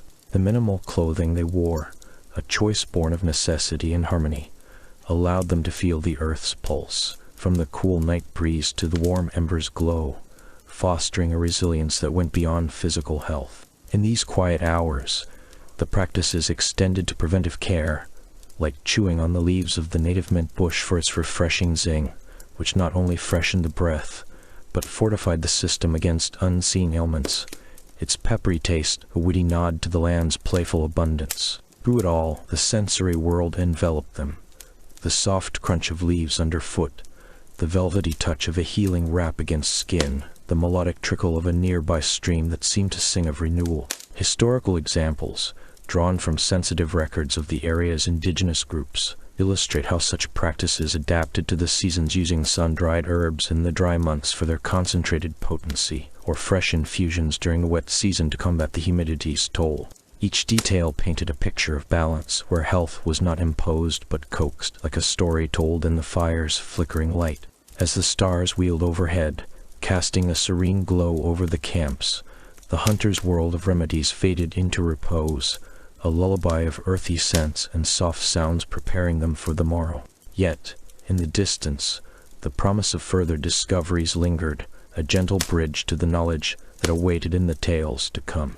In the whispering expanse of Arnhem Land, where the ancient earth cradled secrets beneath its red dust, the children of hunter families moved like fleeting shadows through the bushlands. Around 1000 C, under a sky vast and unblemished, these young ones wandered with purpose, their skin bare to the warm breeze that carried hints of eucalyptus and wild honey. Clad in little more than woven bands of bark around their waists, they gathered wood for the evening fires, their small hands selecting twigs and branches with a quiet knowing passed down through generations. The air hummed softly with the buzz of unseen insects, and the ground yielded under their feet with a gentle crunch, each step a rhythm in harmony with the land's eternal song. These children, no older than 10 summers, embodied the quiet heartbeat of their family's survival. In the dappled light filtering through the gum trees, they scoured the underbrush for dry limbs, their eyes sharp for the perfect pieces that would spark and sustain the flames. The scent of sun-warmed leaves mingled with the earthy aroma of damp soil, creating a lull that wrapped around them like a mother's embrace. One girl, her hair tousled with leaves, paused to trace the curve of a fallen branch, its bark smooth as river stone under her fingers. She tested its weight, a subtle smile playing on her lips as she imagined the stories it might tell once it crackled in the fire. Nearby, a boy knelt, his bare knees pressing into the soft moss, gathering smaller twigs that snapped with a whisper, each sound a note in the symphony of their task. Their roles were woven into the fabric of daily life, yet carried a depth that outsiders could only glimpse. In this pre-colonial world, children learned the art of gathering not through stern commands, but through observation and gentle guidance from elders who spoke in soft tones, their words like the rustle of leaves in the wind. As they collected wood, they also foraged for the smallest gifts of the land, clusters of berries hidden among the roots or feathers dropped by passing birds, tasks that honed their senses and built their resilience. The bushlands offered a canvas of textures and scents, the cool, silky touch of eucalyptus leaves brushing against their arms, the faint, sweet tang of flowering banksia in the air, and the distant call of a kookaburra echoing like a wise elder's laugh. Each piece of wood they gathered was more than fuel. It was a lesson in selection, teaching them to discern the dry from the green, the strong from the fragile, all while the sun's gentle warmth kissed their shoulders. Yet, amid these visible duties, there lingered a mystery in the unrecorded tasks that shaped their young lives. Whispers of the land suggested that children undertook secret responsibilities, known only within the family's circle, passed through stories that vanished like mist at dawn. Perhaps they tended to hidden caches of tools, burying them under the cover of night to protect against unseen threats, or maybe they observed the stars in silence, committing celestial patterns to memory for journeys yet to come. These enigmas, untouched by the ethnographic records of later times, added a layer of wonder to their existence, a subtle wit in the way the land guarded its knowledge. One might imagine a child slipping away at twilight, her footsteps muffled by the carpet of fallen leaves, to perform a ritual known only to her kin, the air heavy with the spicy aroma of crushed herbs underfoot. In the soft light of midday, the children moved with an innate grace, their minimal clothing allowing the breeze to cool their skin as they worked.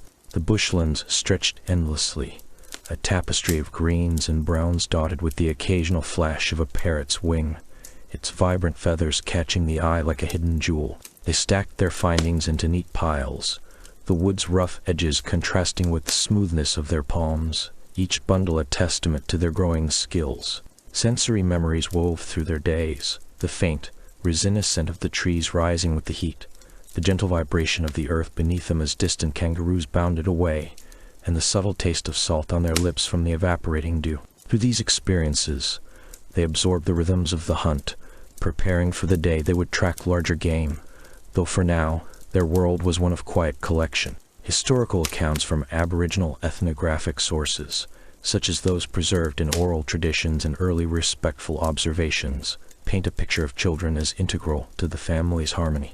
In Arnhem Land, where the land's abundance demanded careful stewardship, young ones like these learned to read the environment with a poet's intuition. They might pause to feel the pulse of a termite mound, its warm, gritty surface alive under their fingertips, or listened to the wind's soft sigh through the grasses, each sensation building a foundation of knowledge. Yet, the mystery deepened with tasks that eluded documentation, perhaps involving the careful observation of water sources or the silent marking of paths through the scrub, duties that carried the weight of cultural continuity without fanfare. These unrecorded elements held a gentle humor, a cosmic jest in how the land concealed its full wisdom, revealing only what was necessary to those who belong.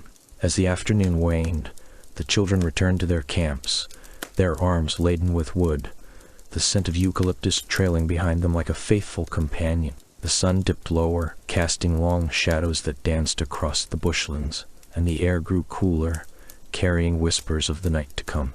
In these moments, their roles extended beyond the physical, touching on the spiritual essence of their world, where every gathered stick held potential for warmth and stories. The soft patting of their feet on the leaf-strewn path created a soothing cadence, a lullaby of sorts, reminding all who listened that the land's secrets were best shared in whispers. Through the lens of time, we see these young gatherers not as mere helpers, but as custodians of an ancient legacy. Their tasks, documented sparingly in ethnographic records like those from anthropologists who later sought to understand without disrupting, reveal a pattern of early responsibility tempered with play. A boy might balance a long branch on his shoulder, its weight a playful challenge, while a girl hummed a tune as old as the rocks, her voice blending with the rustling leaves. Sensory details abounded. The cool slip of bark against skin, the earthy bitterness of crushed leaves lingering on the tongue, and the distant, melodic trickle of a hidden stream. These experiences fostered a deep connection, one that historians note was crucial for survival in Arnhem Land's diverse ecosystems. The mystery of unrecorded child tasks added an element of intrigue, a subtle enigma that invited reflection. Perhaps they engaged in subtle acts of preservation, like scattering seeds in quiet corners or whispering to the spirits of the trees, practices that ethnographic sources hint at but never fully capture. This unknowable aspect carried a whimsical undertone, as if the land itself played a game of hide-and-seek with history, revealing just enough to spark curiosity. In the fading light, as the children laid their gatherings at the feet of their elders, the air filled with the comforting aroma of impending smoke, a promise of the fires that would soon illuminate the night.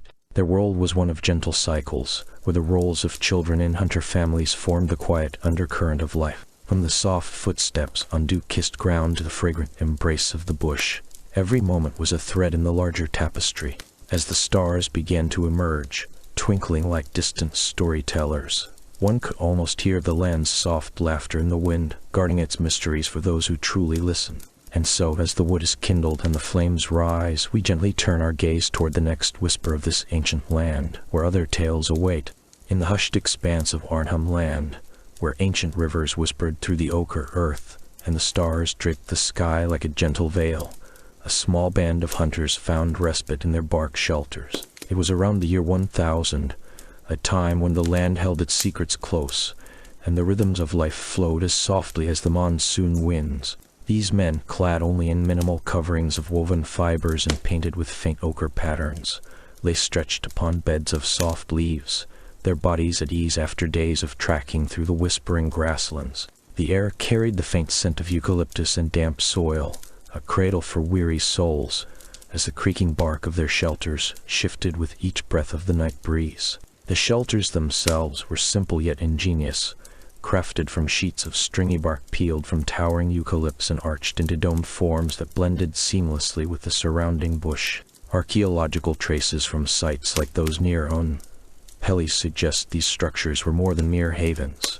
They were echoes of a deep connection to the land, where every curve and tie spoke of generations of knowledge. The hunters rested in these enclosures, their skin kissed by the flickering firelight that danced like fireflies across their limbs, casting warm shadows that soothed the eyes and eased the mind.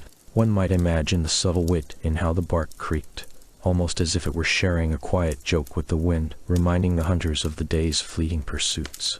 As evening deepened, the fire at the camp's heart crackled with a low, rhythmic song, its embers glowing like distant memories. The hunters, their forms lean and weathered from years under the sun, reclined with the ease of those who knew the land's embrace.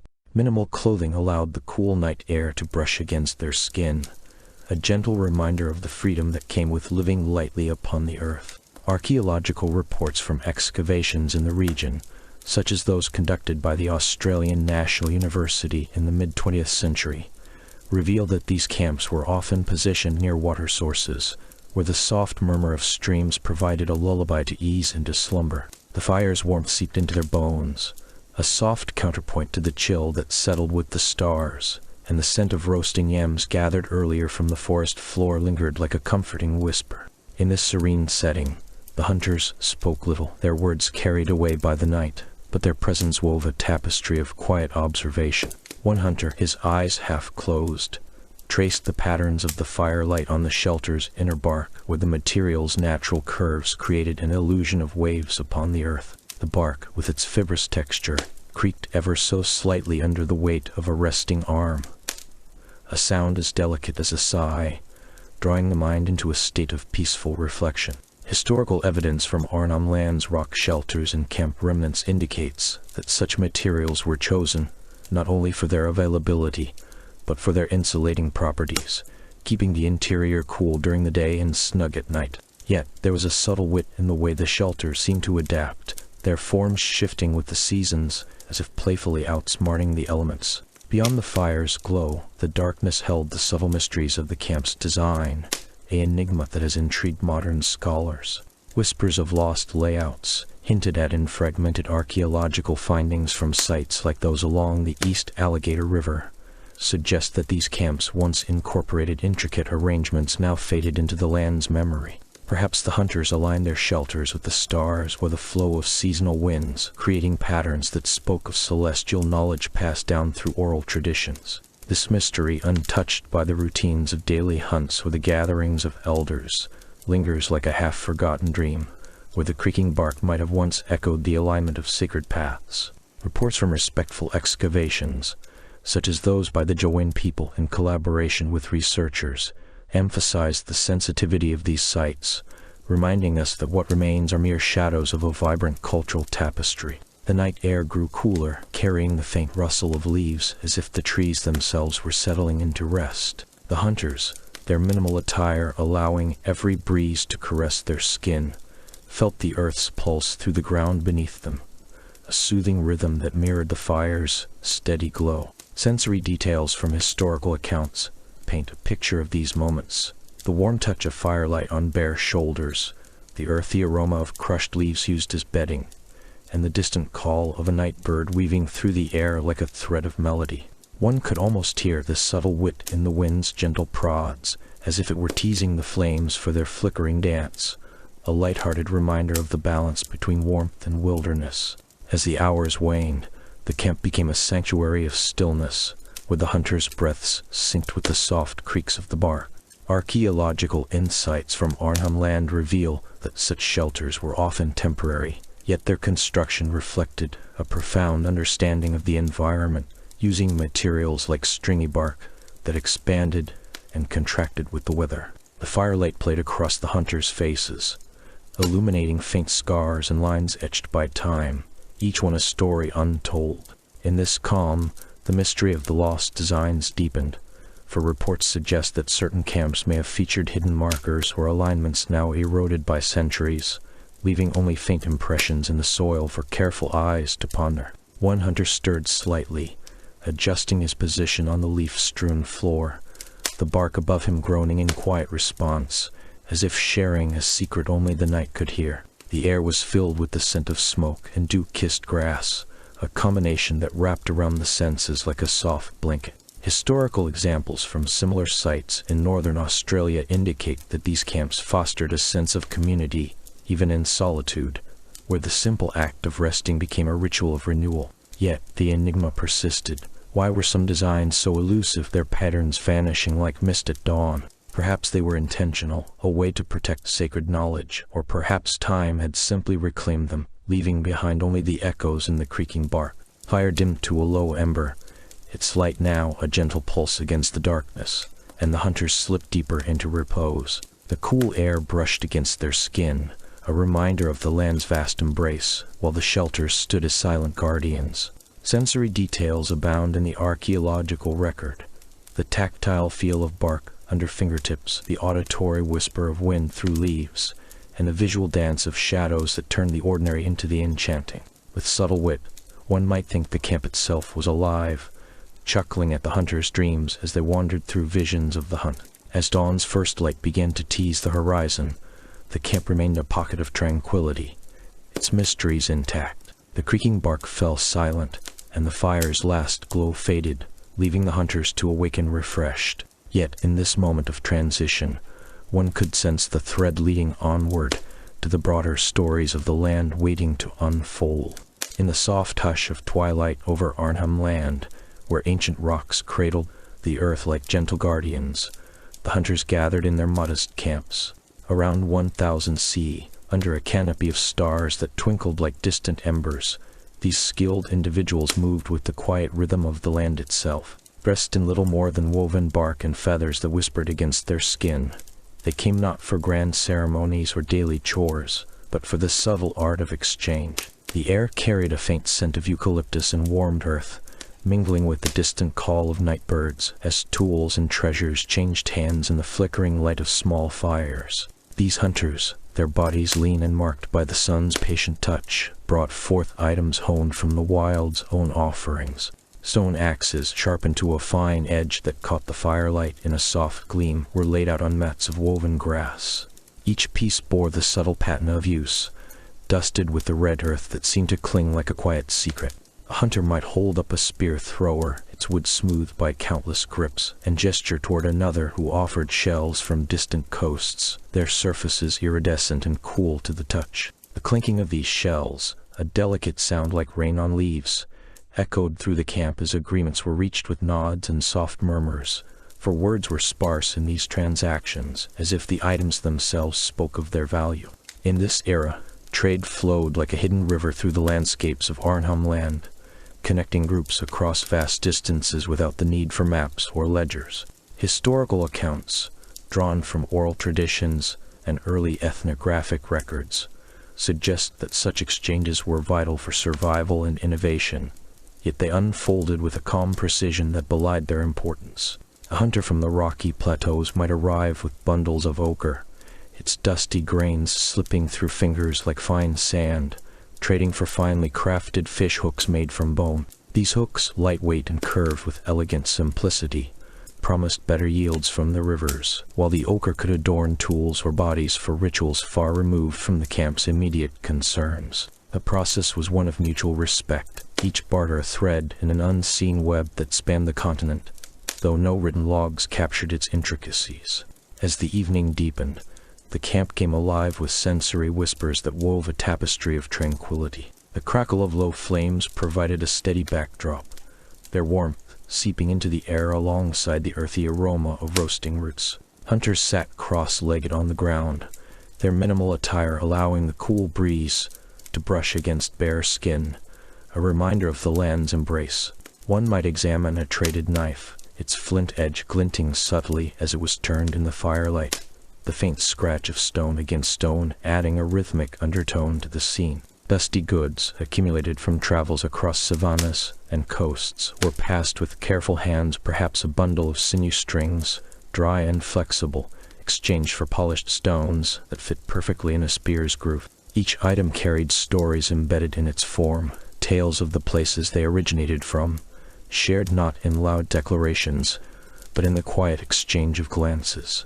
Yet, amid this serene commerce, there lingered a gentle mystery, one that historical records only hint at through fragments of oral histories. The unrecorded trade logs, if they could be called that, existed not on parchment, but in the memories of those who participated, passed down through generations like echoes in a cave. Scholars, drawing from sources such as the accounts of early anthropologists, like Baldwin, Spencer, and limited archaeological findings, note how these practices evaded the permanence of writing, leaving behind only the artifacts themselves as silent witnesses. One might ponder, in the calm of the night, how a simple shell necklace could journey hundreds of miles, its path known only through the songs and stories that faded with time.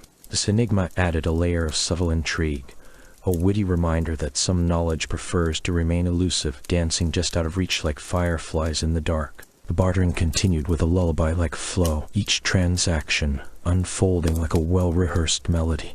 The hunter, his face etched with lines of quiet wisdom, might present a set of grinding stones, their surfaces worn smooth from use, dusted with the fine particles that sparkled faintly in the light. In return, he received woven baskets, their fibers coarse yet resilient, carrying the faint scent of the grasses they were made from. The sensory details of these moments were profound: the cool weight of a stone in hand, the soft rustle of baskets being set down, the occasional clink of metal-like sounds from traded ornaments, though metal was rare and prized for its novelty.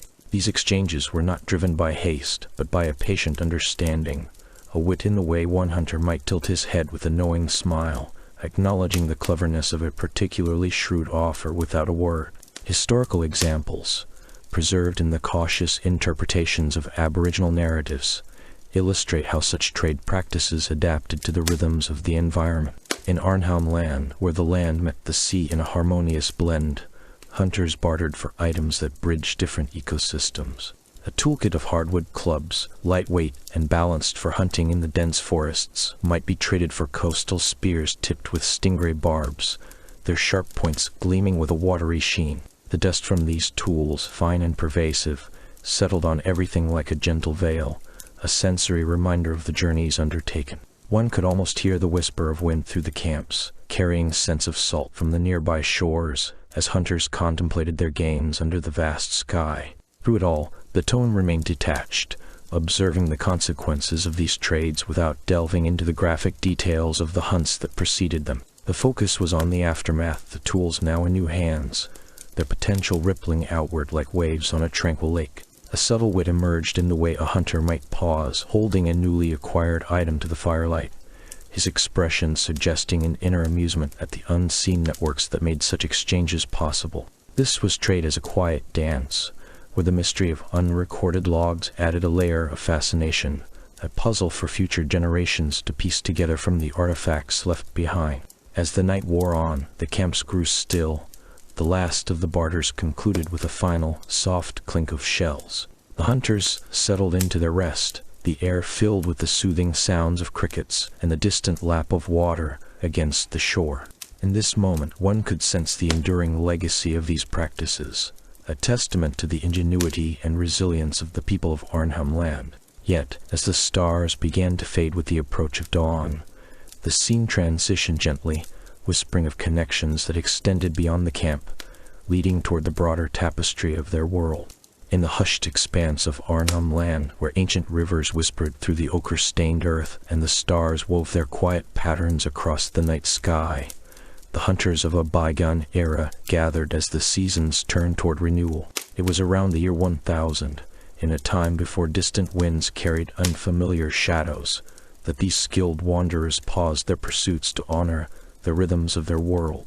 Under the canopy of eucalyptus and paperbark trees, their camps flickered with the soft glow of fires, drawing them into circles of shared tradition. Here, in this gentle cradle of the land, the hunters adorned themselves, not for the hunt, but for celebration, their bodies transformed by strokes of color that danced like memories in the firelight.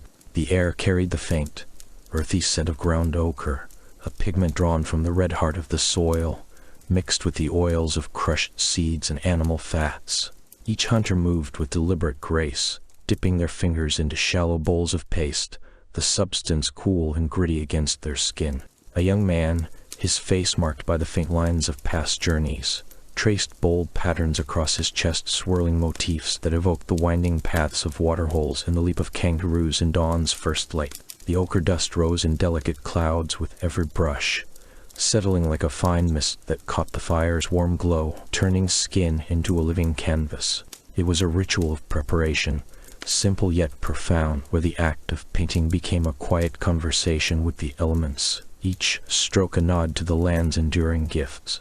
As twilight deepened, the camp stirred with anticipation, the hunters forming loose lines around the central fire. Their feet, calloused from traversing rocky outcrops and soft sands, began to tap a measured rhythm against the ground, sending subtle vibrations through the earth. Drums emerged then, hollow logs, hollowed by patient hands, their surfaces worn smooth by generations. An elder struck the first beat, the sound emerging not as a sharp clamor, but as a deep, resonant echo that rolled across the camp like a distant wave. It was a sound that invited rather than demanded, wrapping around the listeners like a familiar blanket, its steady pulse evoking the heartbeat of the land itself. The hunters responded, their bodies swaying in unison, the body paint catching the firelight and shimmering like ripples on a still lagoon.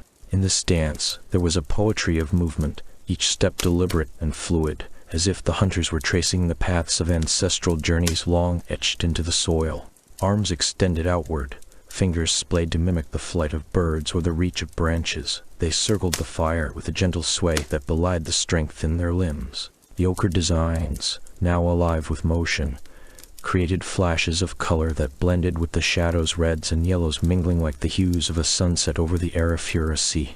A subtle wit lingered in the air, unspoken, as one hunter's exaggerated step drew a soft murmur of amusement from the group, a light-hearted reminder that even in ceremony, the human spirit found joy in imperfection. The night air grew cooler, carrying whispers of dew settling on the grasses, while the drums echo wove through the trees, a soothing cadence that seemed to lull the very stars into a deeper watch. Scents of smoked meats and wild herbs from the evening meal lingered, mingling with the fresh, green aroma of nearby water reeds, creating a tapestry of sensations that enveloped the dancers.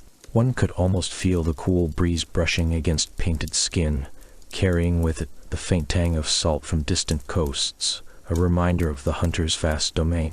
Yet, amid this sensory symphony, there lay an undercurrent of mystery, a veil drawn over certain rites that time has left unrecorded. These were not the spiritual invocations of other traditions, nor the ties of everyday kinship, but practices whispered only in the wind's soft breath, known fully perhaps only to those who lived them. What secrets did the hunters guard in their dances? Patterns that spoke of hunts long past or alliances with the unseen forces of the land. It was a mystery that teased the edges of understanding, a gentle enigma that invited contemplation rather than revelation, respecting the boundaries of what was meant to remain sacred. As the dance unfolded, the hunters' breaths fell into sync with the drum's rhythm, each exhalation a soft release into the night. The fire crackled occasionally, sending sparks upward like fleeting stars, and the ochre dust, stirred by their movements, hung in the air as a fine, shimmering veil. One might imagine the dust settling later on leaves and stones, a subtle mark of the ceremony's passage, as if the land itself absorbed the memory. In these moments, the hunters embodied not just their roles as providers, but as keepers of a living heritage, their steps a testament to the balance they maintained with the world around them. A faint smile might cross one's thoughts, picturing how the most agile dancer, with a playful twist, turned a serious step into a momentary flourish, a nod to the resilience that carried their people through seasons of plenty and scarcity. The ceremony progressed with the night, the drum's echoes fading into softer patterns, allowing space for individual expressions. A hunter with a scar across his arm, earned from a close encounter with a wild boar, moved with particular fluidity, his painted form telling a story without words. Body art on his back, intricate lines that mimicked the veins of a eucalyptus leaf, caught the light in ways that seemed to shift with his motion, creating an illusion of growth and change. Around him, others mirrored this, their dances varying in pace, some slow and meditative, others with a lively bounce that hinted at the joy of shared survival. Sensory details abounded. The warmth of the fire on one's face, the cool kiss of night air on bare skin, the rhythmic thud of feet that resonated through the ground like a heartbeat echoing in a vast, empty cave. Yet, woven through the festivities, was that elusive mystery, the unrecorded elements that history has only glimpsed. Perhaps in the subtlest of gestures, a pause in the dance, a shared glance, under the stars lay rites that encoded knowledge of the land's cycles, passed down in ways that evaded the gaze of outsiders. These were not grand spectacles, but intimate exchanges, their full meaning lost to the sands of time, inviting a quiet wonder. One could ponder, in a detached and gentle way, how such practices might have adapted to the whispers of changing winds, their essence preserved in the very dust that settled after the dance.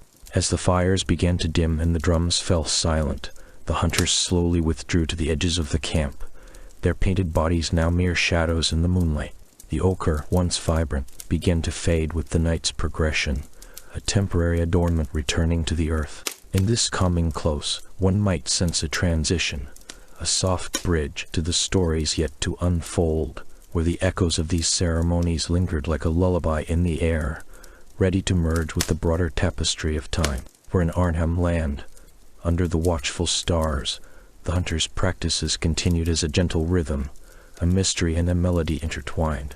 Word count, 1,500. In the quiet expanse of pre-colonial Arnhem Land, where the ancient earth stretched wide under a sky of soft, unchanging blue, the women of the hunter families moved with a rhythm as old as the land itself. Around 1,000 c, in the lush bushlands fringed by eucalypt forests and whispering grasslands, these women rose with the first light, their forms outlined against the dawn's gentle glow. Clad in minimal garments of woven bark and softened animal hides, they stepped lightly into the world, their bare feet brushing dew-kissed soil that carried the faint, earthy scent of damp roots and sun-warmed stones. This was their domain, a tapestry of green and gold where every rustle of leaves spoke of hidden abundance, and the air hummed with the subtle song of cicadas emerging from their slumber. Their primary role unfolded in the gathering of plants, a task woven into the very fabric of survival. Each woman, with her knowledge passed down through generations, navigated the bushlands as if reading an invisible map etched in the wind. They sought out yams and tubers buried beneath the soil's loose embrace, their fingers probing with careful precision, disturbing only what was needed. The air carried the fresh, tangy aroma of crushed leaves and wild herbs, mingling with the warm, resinous scent of gum trees that released their fragrance with every gentle touch. As they worked, the soft rustle of foliage accompanied their movements, a soothing whisper that blended with the distant calls of birds, their feathers glinting in the filtered sunlight like fleeting dreams. One might imagine a woman named Yura, though such names are but echoes from ethnographic accounts, kneeling beside a cluster of native grasses. Her skin, bronzed by the sun's kind caress, felt the cool breeze that danced across the plains, carrying hints of salt from distant waters and the sweet, floral undertones of blooming wildflowers. In her minimal attire, she moved freely, unburdened, her body attuned to the land's subtle pulses. She gathered seeds from the spinifex, shaking them into a woven basket with a motion as fluid as the river's flow, each shake releasing a faint, grainy rustle that spoke of sustenance to come. The ethnographic records from early observers, like those compiled by Baldwin Spencer and Francis Gillen in their respectful documentation of Aboriginal life, note how women like Yura ensured the family's stores were ample, their efforts balancing the men's hunts in a dance of mutual dependence. Yet, beyond the visible act of gathering lay layers of responsibility, each step a testament to their indispensable wisdom. They identified edible plants with an instinct honed over centuries, discerning the safe from the poisonous through the texture of leaves and the taste of sap on their tongues. The bushlands offered not just food, but medicines, roots that eased aches and leaves that soothed fevers gathered with a reverence that filled the air with an herbal incense, calming and profound. As they traversed the terrain, the ground beneath them yielded softly, its earthy scent rising like a quiet invocation, while the sun's warmth enveloped their shoulders, a gentle reminder of the day's embrace. Historical accounts from anthropologists, such as Phyllis Cabri, who worked closely with Aboriginal communities, highlight how these women maintained the balance of the ecosystem, selectively harvesting to allow regrowth. Their actions, a subtle wit against the land's occasional harshness. In these moments, the women's roles extended to the preservation of knowledge, a quiet guardianship that ethnographic sources describe as both practical and profound. They memorized the cycles of seasons, noting when the first rains softened the soil or when the winds carried the promise of fruit. The rustling of leaves under their hands became a language, each sound a note in a lullaby of survival, where the faint crunch of gathered nuts echoed the earth's generosity. Subtle wit emerged in their methods, a knowing smile perhaps in the way they outsmarted the land's tricks, avoiding thorny bushes with a graceful sidestep or selecting only the ripest berries, their flavors bursting like hidden secrets on the palate. Yet, amid this daily rhythm, there lingered a mystery, one that ethnographic records only hint at, never fully unveiling. What unrecorded tasks did these women undertake in the shadowed corners of the bushlands, away from the eyes of observers? Whispers in the wind suggest rituals or intimate exchanges of lore, preserved in the heart of their gatherings, where the earthy scents and soft sounds masked deeper, unspoken bonds. As the sun climbed higher, casting a golden haze over the landscape, the women paused to rest, their breaths sinking with the gentle sway of branches. The air was alive with sensory details, the cool touch of a stream's edge as they rinsed their finds, the faint, musky aroma of unearthed roots mingling with the crisp scent of eucalypt leaves. In these pauses, they embodied a resilience drawn from the land, their minimal clothing allowing them to feel every breeze, every shift in temperature, as if the earth itself whispered guidance. Historical examples from Arnhem Land, as documented in the works of anthropologists like Ronald Berndt, illustrate how women's gathering was not mere labor, but a form of artistry, transforming wild resources into meals that sustained their families through lean times. Their expertise in plant knowledge was unmatched, a skill that ethnographic sources, such as those from the early 20th century fieldwork, describe with admiration. They could identify over 100 species by sight and scent alone, from the bitter tang of certain leaves that warded off illness to the sweet pulp of fruits that brought a momentary delight. The rustling of their movements through the undergrowth created a symphony, punctuated by the occasional call of a kookaburra, its laughter a subtle, witty counterpoint to their serious work. Yet, the mystery persisted. What hidden practices did they employ in the quiet of dusk, when the day's gatherings were complete? Did they engage in secret exchanges of seeds or whispers of ancient songs, tasks that left no trace in the records, but echoed in the land's enduring spirit? Throughout the day, the women's roles wove a calming narrative of harmony, their steps leaving faint impressions on the soil that would soon be reclaimed by nature. The sensory world around them, the warm glow of sunlight filtering through leaves, the earthy perfume of disturbed ground, the soft chorus of insects created a lullaby that soothed the soul. Historical accuracy demands we acknowledge, as per sensitive ethnographic accounts, that these women were not just gatherers but stewards, their actions ensuring the continuity of life in Arnhem Land. In the fading light, as shadows lengthened and the air cooled with a fresh, dewy scent, they returned to their camps, baskets laden, their faces serene. But even as we reflect on these roles, the unrecorded mystery lingers, a gentle enigma wrapped in the rustle of leaves and the scent of the earth. What other facets of their world remain untold, preserved only in the whispers of the wind?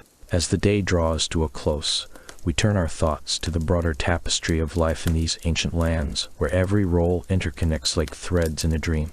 In the ancient heart of Arnhem Land, where the rugged escarpments met the whispering tides of the Arafura Sea, a group of hunters gathered as dusk softened the sky. It was around the year 1000 CE, in a time when the land held its secrets close, and the stars emerged like old friends from the fading light.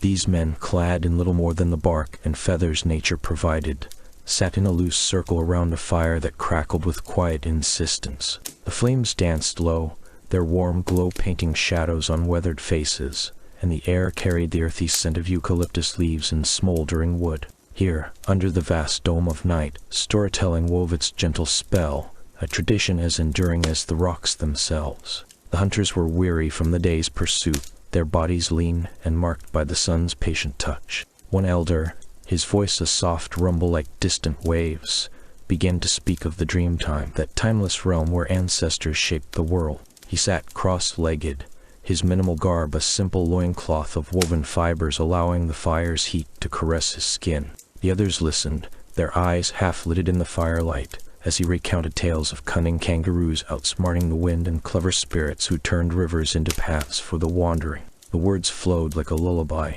each phrase measured and melodic, wrapping around the listeners like the cool night breeze that rustled the nearby grasses. Around them, the world added its own chorus to the narrative. The fire popped and sighed, sending sparks spiraling upward like fleeting dreams, while the faint aroma of roasting yams lingered from earlier meals. A soft hoot from a nearby owl punctuated the elder's words, as if the bird itself were part of the story, and the hunter's breaths mingled with the smoke, creating a haze that blurred the line between teller and tale. There was a subtle wit in the elder's delivery, a gentle tease in how he described the kangaroo's leaps as more graceful than a hunter's first attempt at stealth, drawing quiet chuckles that rippled through the group like water over stones. In these gatherings, storytelling was not merely entertainment, but a thread connecting the hunters to their vast landscape. They spoke of dreamtime hunts where ancestors tracked elusive prey across plains that stretched forever, their voices rising and falling in a rhythm that mimicked the heartbeat of the land. One young hunter, his face still boyish under the grime of the day, leaned forward, eyes wide as the elder described how the first spear was crafted from a fallen branch, its tip hardened in the very fires they now sat by. The sensory details brought the stories alive, the crisp snap of twigs underfoot in the tail, the salty tang of sweat on a hunter's brow, the satisfying thud of a successful throw echoing in the night air. Yet woven into these recitations was a quiet mystery, the enigma of tales forever lost to time. As the elder paused, his voice dipping like a bird skimming the water, he might allude to stories his own grandfather had hinted at but never fully shared, fragments that slipped away like mist at dawn. These were the oral traditions that had faded with the passing of elders or the changing of seasons, their words carried off on winds that no longer whispered the same secrets. It was a gentle puzzle, pondered in the fire's glow, where one might wonder if those lost tales held maps to hidden waterholes or lessons on reading the stars that guided hunts. The hunters spoke of it with a detached calm, acknowledging the impermanence without sorrow, as if the mystery itself added depth to what remained. The night deepened, and the fire's embers glowed like buried rubies, their warmth seeping into the ground.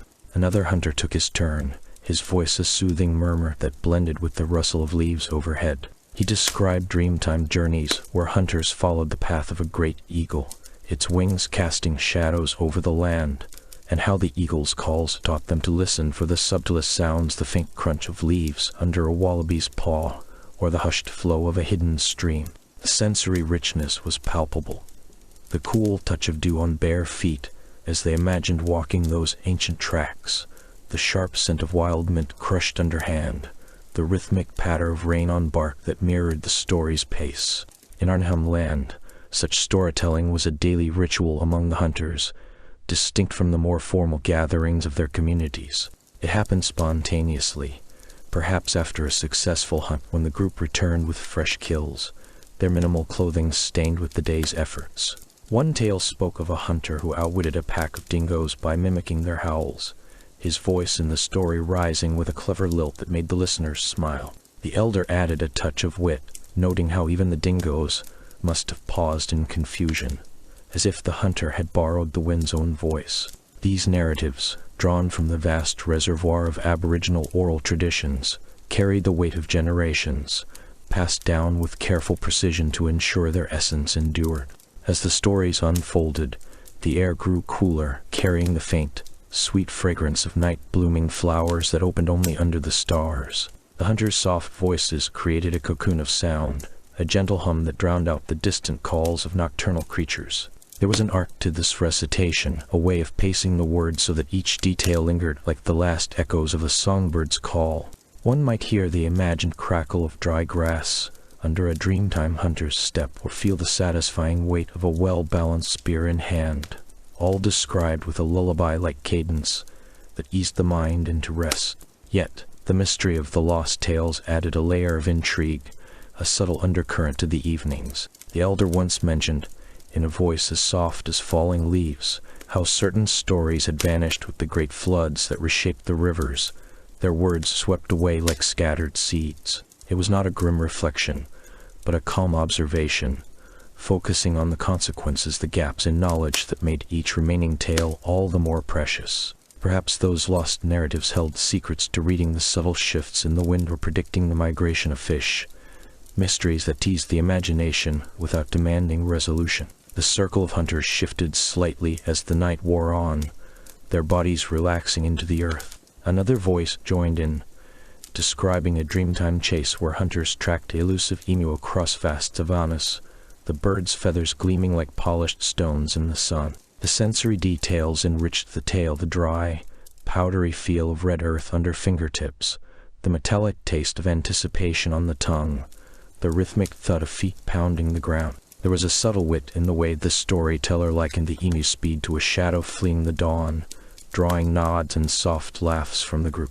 In this pre-colonial era, such storytelling fostered a deep bond with the environment, teaching the hunters to observe and adapt. They spoke of ancestors who learned to read the clouds for rain or the ants' paths for underground water, all through tales recited in the fire's gentle light. The minimal clothing they wore allowed them to feel the night's subtle changes, the cool breeze against skin, the warmth of the flames, and these sensations wove seamlessly into the narratives, making each story a living experience.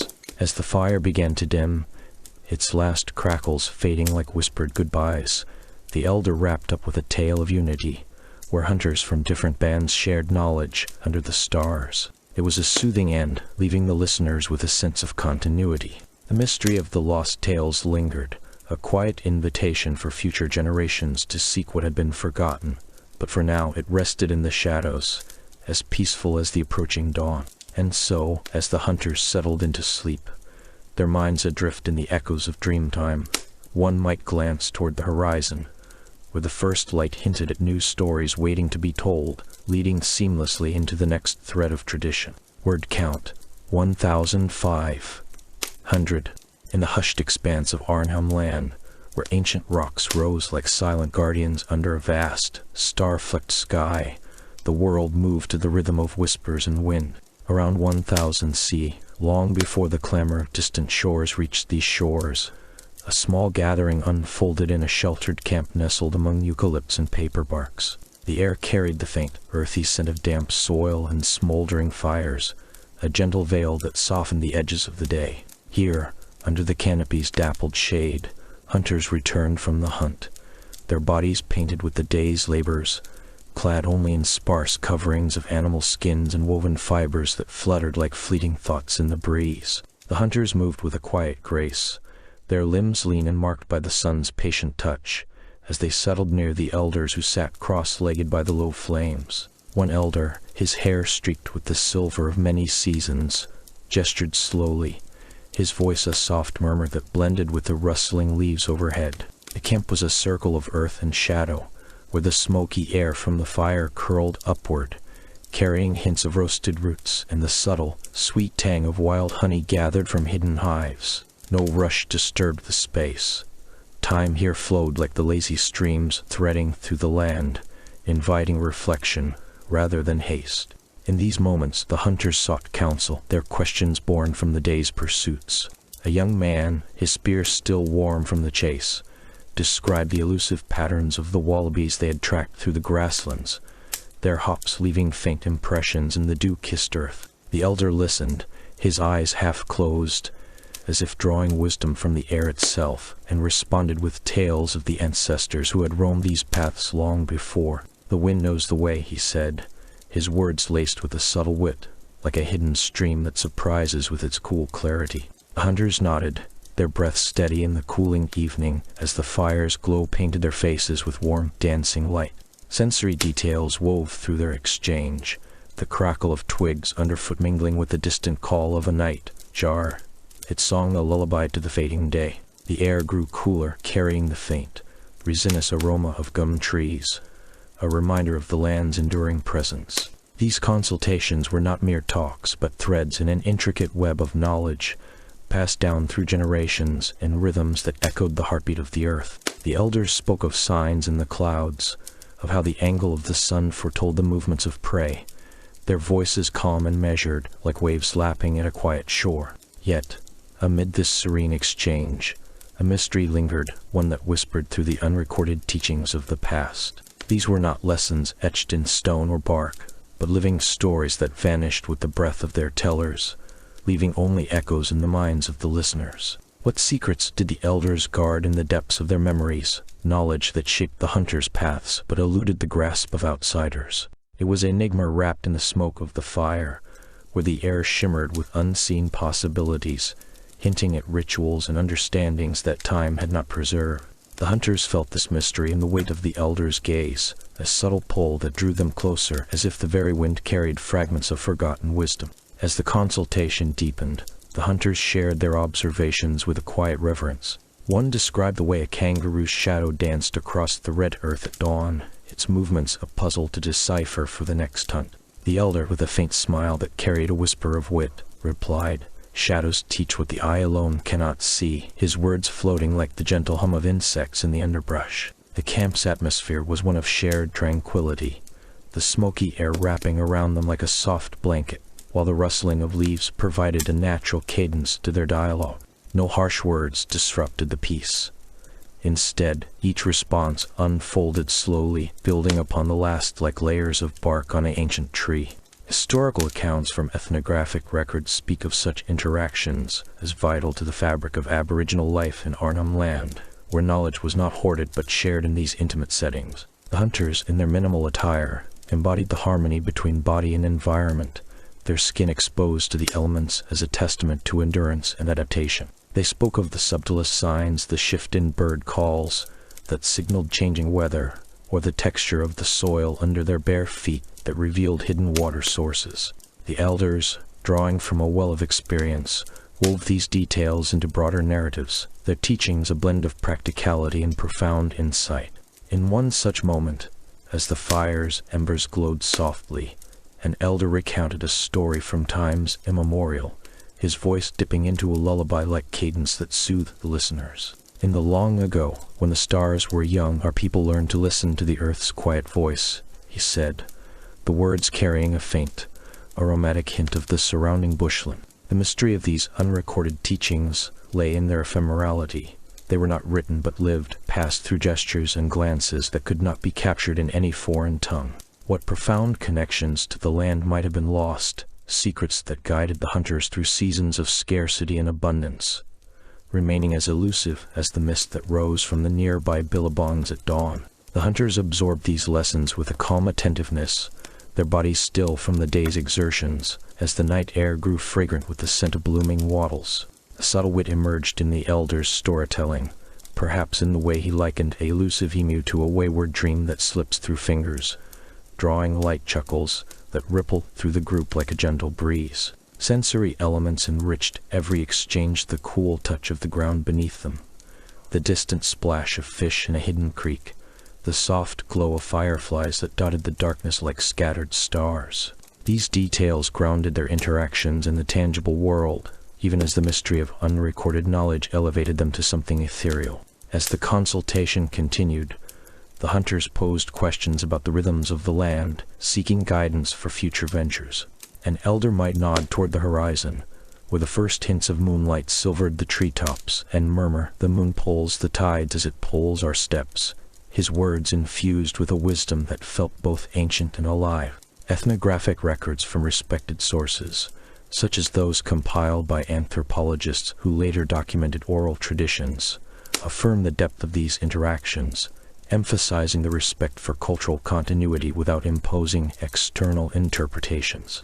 In Arnhem Land, such consultations fostered a deep bond between generations, ensuring that the hunter's skills were honed not just through practice, but through the subtle art of listening.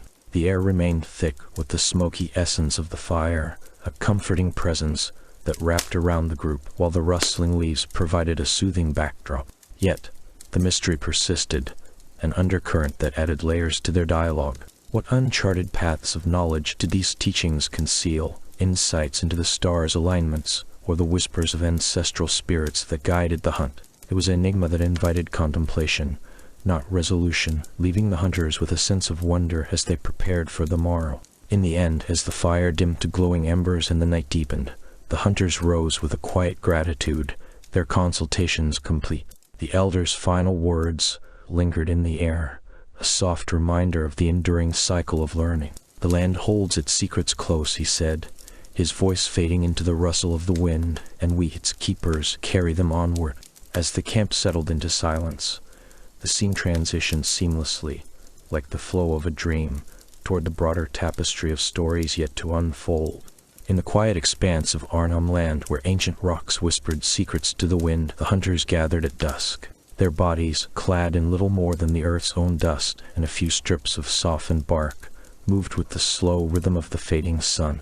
Around the camp, low flames flickered in hearths dug into the red soil, casting a warm glow that softened the edges of the world. Here, in this timeless corner of what would one day be called Australia, the men sat cross-legged, their hands busy with the tools that had sustained their people for generations. Boomerangs, those curved wonders of wood, lay across their laps like old friends in need of care, their surfaces etched with faint lines that spoke of hunts long past. The air hung heavy with the scent of eucalyptus and warmed earth, a gentle haze that settled over the group like a blanket. One hunter, his skin marked by the sun's patient hand, ran a piece of smoothed sandstone along the edge of his boomerang. The scraping sound was soft, almost melodic, a rhythmic whisper that blended with the distant calls of night birds. It was not a harsh noise, but one that evoked the careful dance of preservation, each stroke removing the day's grit without disturbing the wood's inherent spirit. Dust rose in faint clouds, tickling the nose and catching the light, a reminder of the land's unyielding presence. Nearby, another man worked with a damp cloth of woven grass, wiping away the residue of sweat and sap, his movements deliberate and unhurried, as if time itself had paused to watch. These tools, born from the heart of the land, demanded respect. In this era, around the year 1000, the hunters of Arnhem Land crafted their boomerangs from the sturdiest branches of native trees, selecting wood that bent just so under pressure. Archaeological finds from sites like those near the East Alligator River reveal how these implements were more than mere weapons. They were extensions of the self, shaped through generations of knowledge passed from elder to youth. The hunters' minimal attire allowed for freedom in their work, the cool evening breeze brushing against their skin as they leaned closer to their tasks. One might pause to chuckle softly at the way a stubborn fleck of dirt clung to the curve, as if the boomerang itself were playing a gentle trick, resisting just enough to make the cleaning an art. As the scraping continued, the air filled with other subtle sensations. The warmth of the fire kissed their faces, while the faint crunch of leaves under shifting feet added a counterpoint to the wood's song. Each hunter applied a thin layer of rendered fat from a nearby kill, rubbing it into the grain with fingers calloused from years of similar rituals. This not only protected the wood from the dry air but also imbued it with a faint, earthy sheen that caught the firelight. The process was meditative, a quiet communion with the materials of their world, where every detail mattered. In the glow, one could almost see the stories embedded in the boomerang's form, the slight warp that spoke of a tree's growth near a riverbank, or the polished hollow that fit perfectly into a hand. Yet, amid this serene maintenance, there lingered a mystery that the hunters themselves might have pondered in quieter moments. Archaeological evidence, such as the fragments unearthed at sites like Jarragun and Onpelli, hints at designs long vanished from memory. These tools, with their intricate carvings and precise balances, suggest innovations that adapted to the rugged landscapes of Arnhem Land, where monsoon rains and rocky outcrops demanded resilience. But what of the patterns that never made it into the Earth's records? Perhaps a forgotten technique for hollowing the wood to make it lighter, or a secret way of binding fibers for added strength, lost when a storm swept away a camp or an elder's knowledge faded with time. The hunters worked on, their expressions calm, as if aware that some designs were meant to remain elusive, preserved only in the whispers of the wind through the grasses. One hunter, his eyes reflecting the fire's dance, paused to examine his boomerang under the dim light. He tilted it, watching how the flames played across its surface, revealing a faint groove that archaeology later confirmed as a common feature in pre-colonial tools. This groove, perhaps for attaching a cord or enhancing flight, was a testament to the ingenuity of their ancestors, drawn from observations of birds soaring overhead. The sensory world around him, the cool touch of the wood, the acrid tang of smoke seemed to echo this legacy, a subtle wit in how the land provided just what was needed, yet withheld its full secrets. As he resumed his work, the scraping resumed its lullaby-like cadence, each motion a nod to the unseen hands that had shaped these methods centuries before. In the camp, the group shared soft murmurs, not of daily hunts or tracking paths that was for other times, but of the tools themselves. One man, with a wry smile hidden in the shadows, might have quipped about how a well-maintained boomerang always returned, unlike certain memories that slipped away. It was a gentle humor, born of respect rather than mockery, acknowledging the impermanence of all things. The dust in the air settled like fine silt on their skin, a reminder of the earth's cycle, and the hunters continued their task with unwavering focus. They used simple implements for cleaning, a flat stone for smoothing, a bundle of leaves for buffing, and occasionally a mixture of crushed ochre for a protective coat. Each step was infused with sensory richness, the gritty feel of the stone, the earthy aroma of the ochre, the satisfying weight of the boomerang in hand. Historical records, pieced together from rock shelters and artifact sites, show that these maintenance practices were deeply rooted in cultural traditions. In Arnhem Land, tools like boomerangs were not mass-produced but individually tended, their care a personal ritual that ensured survival in a land of extremes. The hunters' minimal clothing, practical for the warm climate, allowed them to feel the tool's texture directly, fostering an intimate connection. As one man polished a particularly worn edge, the faint glow of the fire highlighted the wood's grains, each swirl a story of growth and adaptation. Yet, the mystery persisted. Why had certain designs, evident in ancient rock art and tool fragments, never been replicated in later finds? Was it a deliberate choice, a cultural shift, or simply the caprices of time that erased them? The evening deepened, and the hunters' movements grew even more languid, the scraping sounds fading into the night like a fading dream. One could imagine the air growing cooler, the fire's warmth drawing them closer as they admired their renewed tools. In this moment, the mystery of lost designs added a layer of quiet intrigue, a subtle enigma that made their work feel timeless. Perhaps in the depths of the land, those forgotten patterns waited, preserved in the earth for future eyes to uncover. But for now, the hunters set their boomerangs aside, their tasks complete, and turned their thoughts to the morrow where other stories might unfold. As the stars emerged in the vast sky above Arnhem Land, the camp grew still, the gentle maintenance ritual giving way to the promise of rest. And in that peaceful transition, one might sense the thread leading onward to the knowledge that endures even as mysteries fade. In the quiet expanse of Arnhem Land, where the ancient earth whispered secrets through rustling leaves and the soft sigh of winds across the plains, the rhythms of life unfolded like a gentle dream. Around the year 1500, under skies that painted the horizon in hues of deepening amber, Aboriginal hunters moved with the grace of shadows, their forms clad in little more than woven fibers and the earth's own pigments. These were people of the land, their practices woven into the very fabric of survival, adapting to the subtle shifts in their world with a wisdom as old as the rocks themselves. The hunters of that era knew the bushlands not as obstacles, but as living partners in the dance of sustenance. In those days, the environment of Arnhem Land was a tapestry of change, with monsoon rains carving new paths through the savannas and the great wetlands swelling like a mother's embrace. Where once the dry seasons had stretched long and unforgiving, drawing families to the coasts for fish and shellfish, newer patterns emerged, perhaps nudged by the slow pulse of climate variations or the migrations of unseen forces. The hunters, their skin kissed by the warm sun and dusted with the fine grains of shifting sands, learned to read these changes like faint echoes in the air. They wore minimal clothing, simple strips of bark or animal hides that allowed the breeze to cool their bodies as they traversed the quiet bushlands, where the scent of eucalyptus lingered like a soft lullaby and the distant call of birds wove through the trees. One such adaptation came in the way they pursued the kangaroo, that elusive spirit of the plains. In earlier times, groups had relied on coordinated drives, where voices carried softly across the grasslands, guiding the animals toward waiting spears. But as the sands shifted underfoot, forming new dunes that altered the paths of water and game, the hunters began to favor solitary stalking through the quieter fringes. A man might rise with the dawn, his bare feet pressing into the cool, dew-kissed earth, feeling the subtle vibrations of a kangaroo's approach. The air would carry the faint, earthy aroma of damp soil after a night rain, and the hunter's breath would synchronize with the whisper of wind through the grasses, a rhythm that spoke of patience and respect.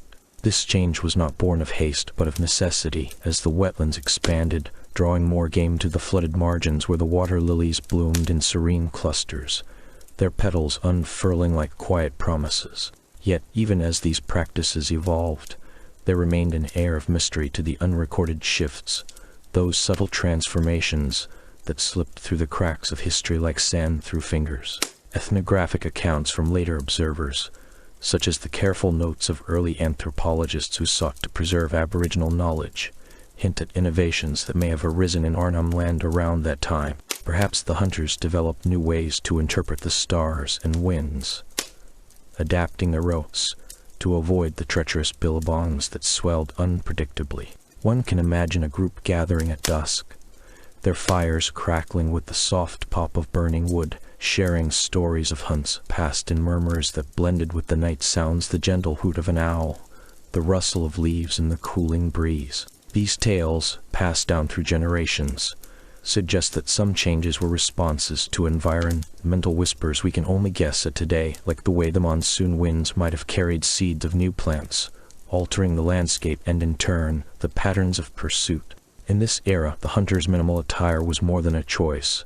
It was an adaptation that allowed them to move fluidly through the varying terrains, from the sun-warmed rocks of the escarpments to the cool shadows of the monsoon forests. The feel of the air on their skin served as a constant guide, alerting them to the subtlest changes in temperature or humidity that signaled the approach of game. As they ventured into the quieter bushlands, where the ground softened underfoot with the cushion of fallen leaves, their senses sharpened to the faint sense of wild honey or the distant, rhythmic thud of a wallaby's leap.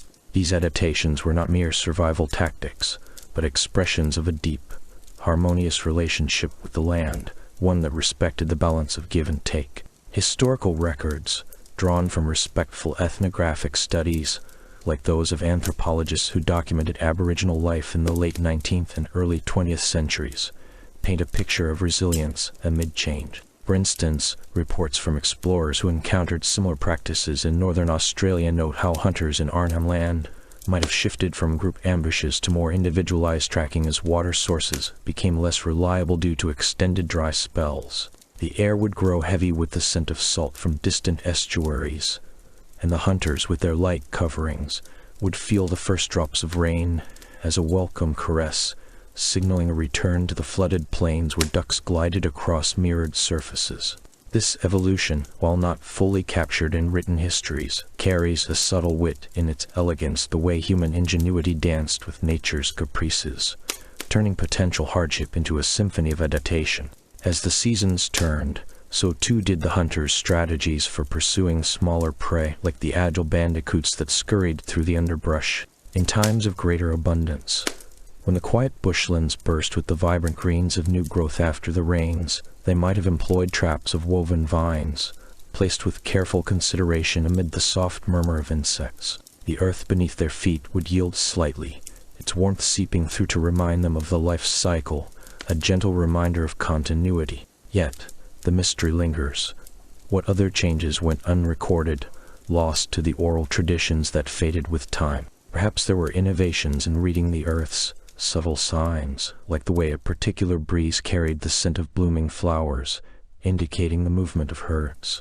These unspoken shifts add a layer of intrigue, a quiet puzzle that invites reflection on the unseen threads of history. Through it all, the hunters maintained a calming rhythm, their movements as soothing as the lapping of waves on a distant shore. The soft glow of the setting sun would cast long shadows across the sands, and as they returned to their camps, the air filled with the faint aroma of cooking fires and the peaceful chorus of evening calls. This adaptation was not without its challenges, for the changing environments sometimes brought scarcity, a detached consequence felt in the community's shared stories rather than in overt struggle. The hunters which shone through in their resourcefulness, turning what could have been hardship into a narrative of endurance, much like the way the winds shaped the dunes without fanfare. In Arnhem Land's pre-colonial heart, these changes unfolded like a lullaby, each adaptation a verse in an ongoing song. The hunters, with their minimal garb and keen senses,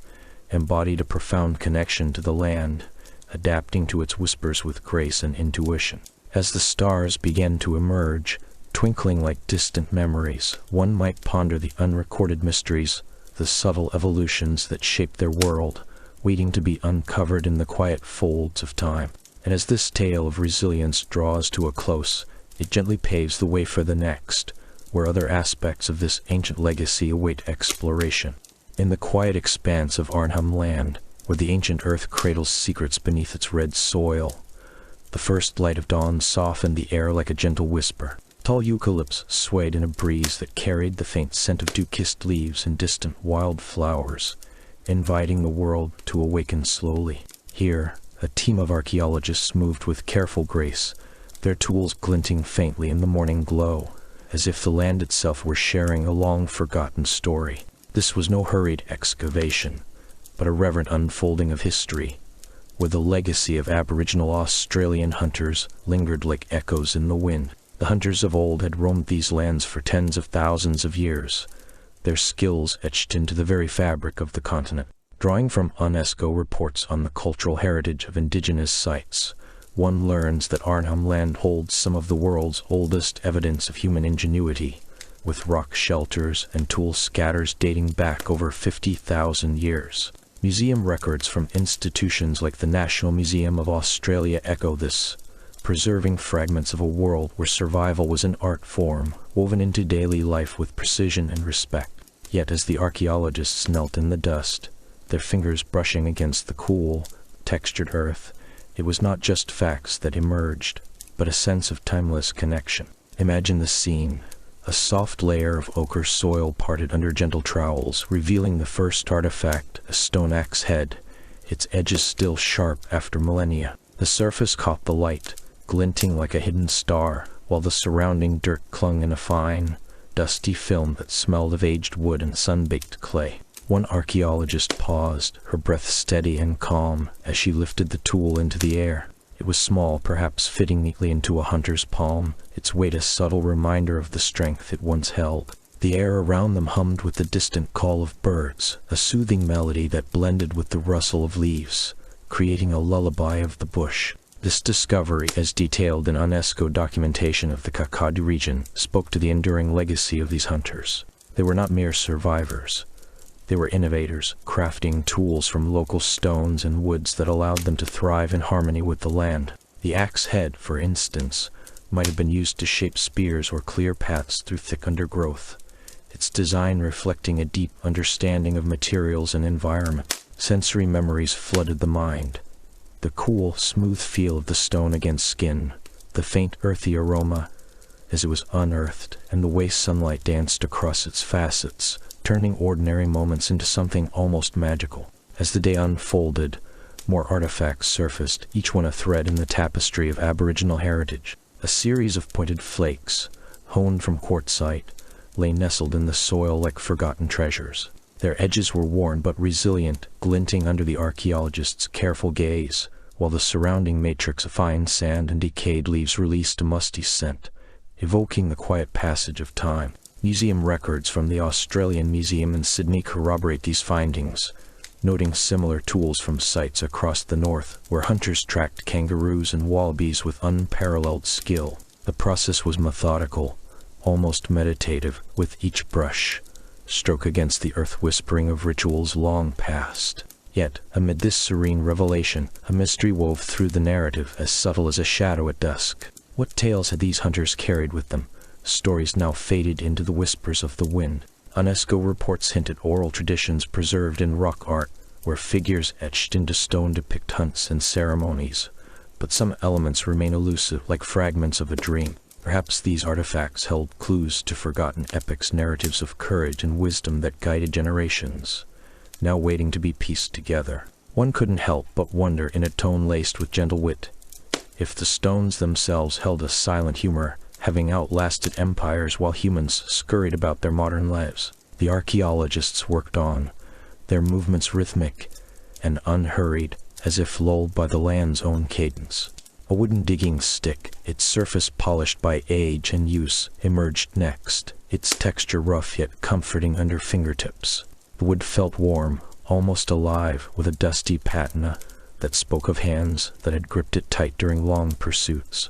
The air grew warmer as the sun climbed, carrying the scent of wild mint and baked earth, a natural symphony that enveloped the team in a blanket of tranquility. Historical examples from museum archives, such as those at the South Australian Museum, illustrate how such tools were integral to sustainable practices, allowing hunters to navigate vast territories without disrupting the balance of life. In this moment, the legacy of these Aboriginal hunters revealed itself not as a relic, but as a living thread connecting past and present. UNESCO World Heritage listings for sites like Uluru and Kakadu emphasize the cultural continuity, where the knowledge of ancestors informs contemporary indigenous communities. The glint of a spear point, sharp and unyielding, caught the eye next, its flint surface reflecting the sky like a mirror to forgotten skies. The sensory details were profound: the cool metal-like feel of the stone, the soft crunch of soil giving way, and the faint, earthy taste in the air that hinted at rain on the horizon.